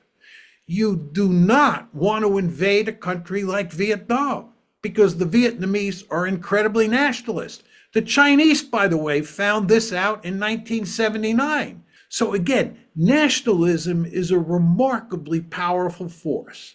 And that's why we live in a world of nation states. And in that world of nation states, you do have great powers. And those great powers sometimes have enormous influence. We all agree this is true with the United States. But the United States cannot create an empire like those empires of the past, the British Empire, the French Empire, and so forth and so on. And in my story, it cannot even invade countries, occupy them, and try to run their politics. That too is a prescription for disaster. So nationalism, in a very important way, limits what great powers can do. I often argue, and this is my final point, that the two forces in the modern world that put the greatest limits on great powers, and this includes the United States, are number one, nuclear weapons, and number two, nationalism. I've just told you the nationalism story, and the nuclear weapons story has come out here in my exchanges with Professor Dugin. We both have made clear that nuclear war is a real possibility. That's something you want to avoid. And that tends to make countries much more cautious than otherwise would be the case. Out of respect for everybody, and here we go. Richard, then Dai Xiao, and Mr. Panda. Richard, please. For Professor John Mearsheimer, when the Biden administration greenlighted the long-range missile strike into pre-2014 Russian territory, the atmosphere changed because many Chinese geopolitical analysts believed that was one of the red lines US surely will not cross, and they were wrong. And that's quite a psychological shock to a lot of people here. If you ask them today, these so-called US experts, they have no idea what the US red line is anymore. Perhaps US simply does not care whether Russia use nuclear weapon in Ukraine or not. We went as far as to say that Russia using nuclear weapon in Ukraine is unfavorable to US because it is US interest, strategic interest to drive a permanent division between Europe and Russia, which allow US to continue to project power into Europe for the long run. And if US can push actually Russia to use nuclear weapon in Ukraine, it will eliminate the recovery of relationship between Russia and Ukraine. And this will help US sell more weapons to Europe, to monopoly the energy trade to Europe, and also push Europeans harder to decouple from China because it holds US will hold a leverage over the Europeans, and it also complicated relationship with Russia, India, and China. So what is the downside? I want to get your take on this, Professor John Mearsheimer. Thank you, Richard. And 戴宇霄在吗？ My name is Dai, and I have two questions. First to Professor Mearsheimer, and second, depending on the time, if I have time, I ask Professor Dugin. So my question is, you claimed in this conference that there's nobody in the States who understands that bringing Ukraine to NATO poses an existential threat to Russia. I would say a considerable amount of American scholars and politicians well-versed in Eastern European politics knows this, but they either do not care about Moscow's feelings or they're marginalized in decision-making. I mean, to most of us, the US foreign policy these days are just determined not based on real politics or national interests, but determined by interest groups like the military-industrial complex and the Israeli lobby, as Professor Mearsheimer wrote in the book. They knew Ukraine is not going to win. They knew Israel is not going to win. They knew Taiwan is not going to win, but they still support those parties for the sole purpose of selling more arms. So my question is, under what circumstances, if ever, will Washington get a hold of itself, override those powerful interest groups, and start to make rational decisions for the people and the state of America? Panda? Thank you, Sally. I have only one question for both honorable professors regarding the Trump 2.0. Trump had shown a tendency to withdraw from existing international organizations and traditional alliances during his first term. And the policies outlined in his Agenda 47 and RNC 2024 platform seem to prioritize domestic issues largely over foreign affairs, suggesting a shift toward isolationism again. So do you agree with this observation? If yes, what strategic opportunities might this present for China? Or what role do you suggest China play for its peaceful rise as a global power in the potential absence of active US engagement on global stage? And that's my question. Thank you. I'll answer all three and then turn it over to Professor Dugin, who can, answer all three as well. With regard to Richard's question, the first question, which had to deal with the ATACMS, and I think his question boiled down to, sort of why did the United States do this and what is the downside? Now, with regard to why the United States did it, I don't think that President Biden decided to attack into Mother Russia with ATACMS because he thought it was going to influence the course of the war. I think the Biden administration understands the ATACMS just don't matter that much in terms of influencing the course of the war. I think that President Biden is very concerned about the possibility that Ukraine may collapse on the battlefield before he leaves office. What President Biden wants is for Ukraine to lose the war on Donald Trump's watch, not on his watch. So I think that by using ATACMS, he thought that he could increase the chances on the margins that Ukraine will hang on until January 20th. Furthermore, I think Biden, once he leaves office, wants to be able to say, I did everything possible to help the Ukrainians. and giving them ATACMS or allowing them to use ATACMS to attack Mother Russia will allow him to say, after he's done being president, that he did everything possible to help the Ukrainians. He gave them everything they wanted. So I see this as basically a case of Biden protecting his own reputation, because again, I don't think it's going to affect the outcome at all. Now, the second question on the ATACMS is, what is the downside? I actually think there's not much of a downside. I think it was a mistake to use the ATACMS. There's going to be some escalation, and I don't think that's good. But my view is that Putin has two goals. His first goal is to win on the battlefield, number one, and two, to avoid World War III with nuclear weapons. It's very important to understand that Putin has no interest in seeing this war escalate, and he has no interest in seeing nuclear weapons being used. Putin has an interest in winning the war against Ukraine and the West inside of Ukraine and getting a settlement that's favorable to Russia. And at the same time, again, avoiding a general thermonuclear war, or indeed any nuclear use. So, if you have a situation where these ATACMS don't matter very much, they don't matter very much in terms of what the outcome is going to be, and at the same time, Putin doesn't want to see this war escalate, I think that Putin will retaliate. He will escalate, but only in a minor way. He'll be very, I think, discreet, very careful in how he escalates, because it's in his interest to be very careful. So I don't think there's much of a downside here to these ATACMS being used, because again, they're not very effective. Second big question was people must know that I'm right. There must be a lot of people in the West who agree with me and Professor Dugin that Ukraine and NATO is an existential threat, and what's happening on the battlefield is as we describe. You want to know the truth? I'm not sure about that. I think you do not want to underestimate the extent to which American policymakers are blinded by their own ideology.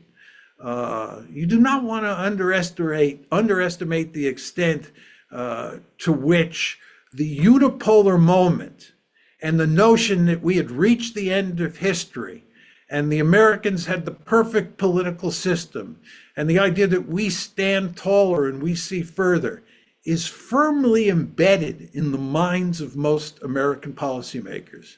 I wouldn't think this would be the case, especially now that we're in a multipolar world. You would expect American policymakers to wake up and to think in a more strategic way, to understand that, to go back to Professor Dugin's point about playing chess, that it's a two-player game, not a one-player game.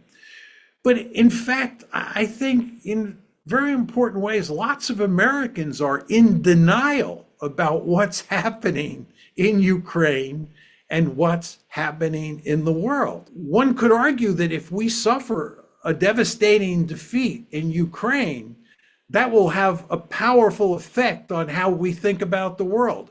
We will be left with no choice but to change our way of thinking. That may happen, but in the meantime, I don't see much hope for change, and I think you're overestimating how smart most American policymakers are. You know, just to go back to a point that Professor Dugin was making, he was saying that he really welcomes President Trump because this is my language, not his, but I think it captures what Professor Dugin was saying. It's a breath of fresh air. It represents change. I'm not sure about that. The argument I usually make is there's not much difference between the Republicans and the Democrats. And when you look at the cast of characters that Trump has surrounded himself with, they look just like the Democrats. I don't see much difference. There's huge amounts of Russophobia in the Republican foreign policy establishment, just as there is in the Democratic foreign policy establishment. Now, I think where Professor Dugin is correct is I think Trump himself is a breath of fresh air in the sense that Trump wants to break with that mindset.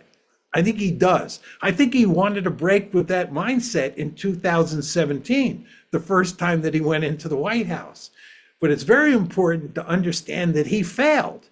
And he failed because he's embedded in the foreign policy establishment of the United States, which has this sort of reigning worldview that privileges us over everybody else. And my great concern is that that foreign policy establishment will dominate Trump again. So I don't see much evidence of change on the horizon inside the United States. With regard to Panda's final point, just about alliances, I think that the one positive aspect of Biden's foreign policy over Trump's was that Biden treated allies with respect. The United States needs allies. Alliances matter in a multipolar world. The United States needs to have good relations with its East Asian allies. And Trump has a tendency, a powerful tendency, to want to slap allies around. He wants to slap tariffs on allies every bit as much as he wants to slap them on neutral states or adversaries. So I think the United States could have some problems moving forward in crafting alliances in East Asia and in other places around the world because of how President Trump treats allies. So I think that's a real problem. My final point has to do with isolationism. There is no threat of isolationism in the United States. The American foreign policy elite in the Republican Party and in the Democratic Party is filled with people who want to run the world. They're people who want to tell China and Russia what their politics should look like. These are people who believe we are the indispensable nation. There are hardly any people in the American foreign policy establishment who don't believe that we're the indispensable nation, that we stand taller, we see further. We have a right, we have a responsibility, and we have the power to interfere in the politics of every country on the planet. This is the way the American foreign policy elite thinks. And when I hear people talking about isolationism, the United States pulling out of Europe, pulling out of East Asia, pulling out of the Middle East, coming back to the Western Hemisphere, creating Fortress America, this is not serious commentary, right? This is, talk about Donald Trump being an isolationist is just empty rhetoric that's designed to smear Trump and make it look like Trump is a troglodyte, that Trump is a fool, that Trump doesn't know what he's doing. He's an isolationist. He thinks this is 1938. That's not what Trump is thinking. But even if Trump is thinking that, he is surrounded by people who are anything but isolationists. So I wouldn't worry about isolationism, but I do think the whole matter of alliances and how Trump deals with our allies is a matter of great concern. That's my commentary on those three excellent questions. Thank you, Professor Dugin. So I would like to maybe sum up. I think that Mr. Mearsheimer has described absolutely correctly how Mr. Putin considered the situation in the escalation. So the main idea, the main strategy of Putin is to have victory on the battlefield with using conventional weapon, only conventional weapon. Maybe it will take a time, but we are ready for that. We are trying to adjust our economy, our society, our political system to this long war with use of the conventional weapon against the West in the Ukraine, until we consider that we could stop. So we consider, not anybody else could suggest us to stop. So that is precisely that. And that is the main goal, I would say, to have the victory or to put the control over Ukraine or the part of Ukraine, eastern part of Ukraine, that we consider to be legitimate restoration of our security around our core territory. And that's at the same time, as well, once more, I agree that Putin is not going to use a nuclear weapon and will try to avoid, as long as it is possible, escalation. So it is not his intention.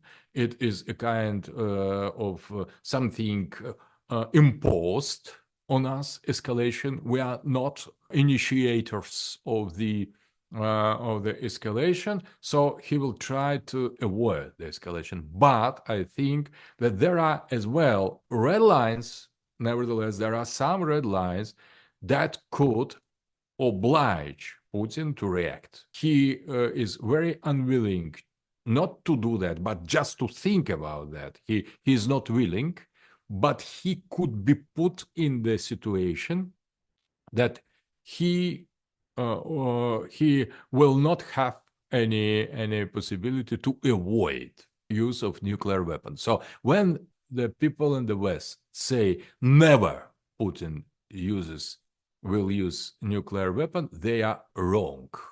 If you insult and attack Putin's Russia too much, so it could be possible. He will try to avoid that. Okay, but not he will be, that is not valid for everything that could happen until Trump comes to office. So there is very dangerous moment, I would say. So, and we shouldn't underestimate the danger of this moment, because in critical situation, for example, if ATACMS could reach some really sensible point in Russian territory, and it could, or maybe the other long-range missile could. So I think that could be of some very serious response, in spite of the will of the Putin, and in spite of our plan A and B, that all our plans are, I can assure you are not obliged to believe me, but all our interests are limited by Ukraine and nothing more. Not now and not in the future. So Mr. Mearsheimer is totally right. He's totally right about our absence of the will and absence of the capacity to enlarge our influence beyond some limits that we consider to be realistic. And we didn't yet reach these limits that we consider to be realistic. And that is why we are still fighting, and we will fight more and more until the moment comes when we consider that we have reached some limits of our national interests, and trying to avoid the nuclear escalation. So that is totally correct description of the situation. It is out of the main concept of the Western experts, and that is why situation is so dangerous. Only few people in the West understand what Russia is. So there is a kind of exaggeration in both senses. So the part of the people thinks the Russia is too weak and you could treat us as you want, or the Russia is too mad, in despair, to make some incredible aggressive steps. Both understandings are wrong. Russia is guided by some very realist calculation, more or less in the tune with what Mr. Mearsheimer correctly have said today. That is I think it's unique case of the deep understanding of what we are and what we want, to say the truth. And about Trump, I agree that that is anything that is only the chance, and we should not underestimate the influence of the inertia in the political establishment of the U.S. But if you consider, for example, very interesting point, Trump, number one, his first term of presidency, you could say, oh, that is just casual. That is just some short circuit. So there's something, the computer is stoned. So that is just casual event that could not be explained, that has no serious impact, that is just some failure of the system.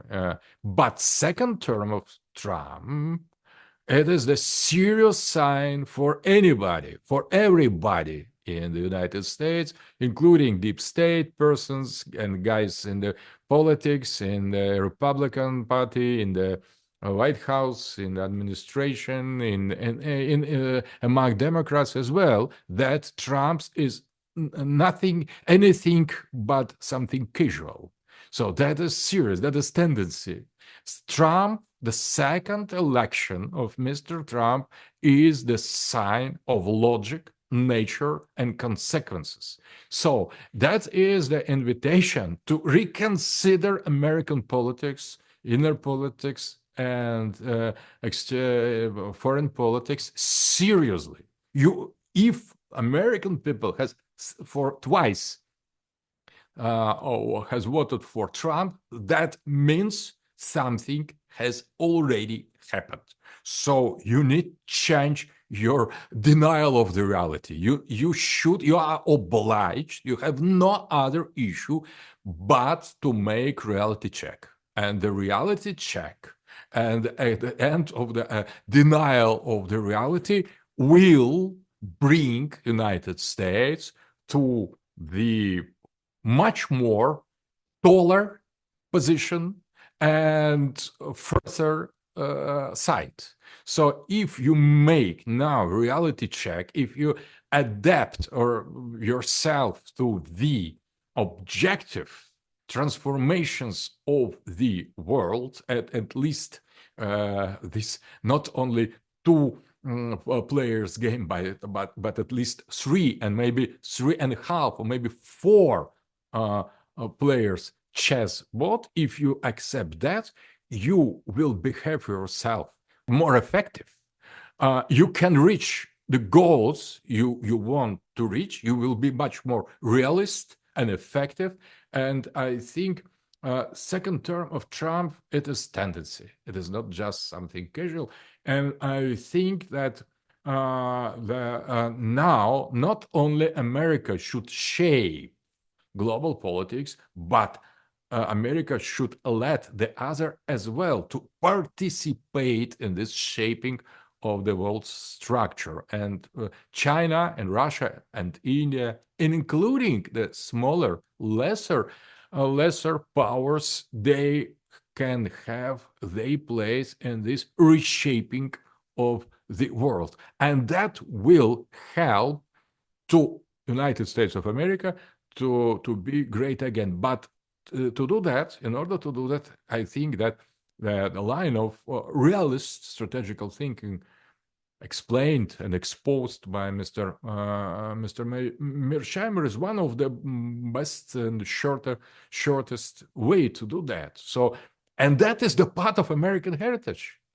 Realism, not isolationism, not return to the archaic isolationism, just realism. That was one of the main school of international relations of United States of America during 20th century. The globalism or this dominance of liberals in the international relations, this is something recent, that is something new, that lasts a little bit than three decades. Before, that was the balance between liberals and realists. So realism is nothing, there is nothing Russian in that, nothing Chinese. That is purely American way to consider the international relations. So that is return to the recent past, to the kind of American identity. And I think that the second coming of Trump is something like that, the sign of the possible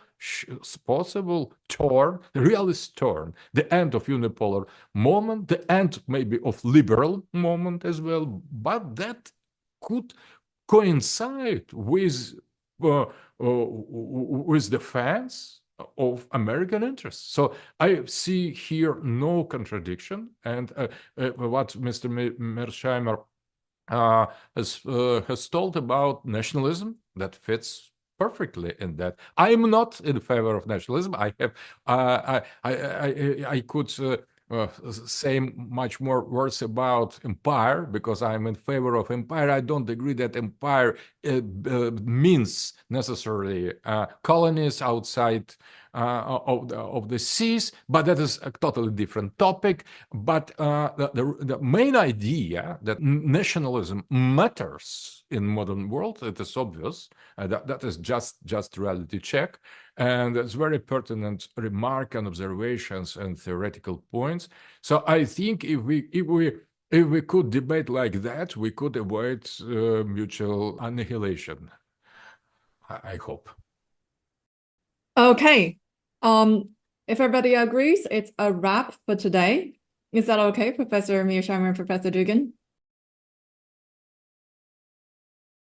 And thank you so much for everybody, and to all of our participants. We need all the help we can get in promoting this video, promoting the valuable conversation that we've had today. And to our audience who will be seeing this online in the next couple of days, please do follow us on our website, thechinaacademy.org. If you find today's conversation insightful and constructive, that's what we hope to bring. Thank you very much to our both speakers and to all of our participants. Thank you.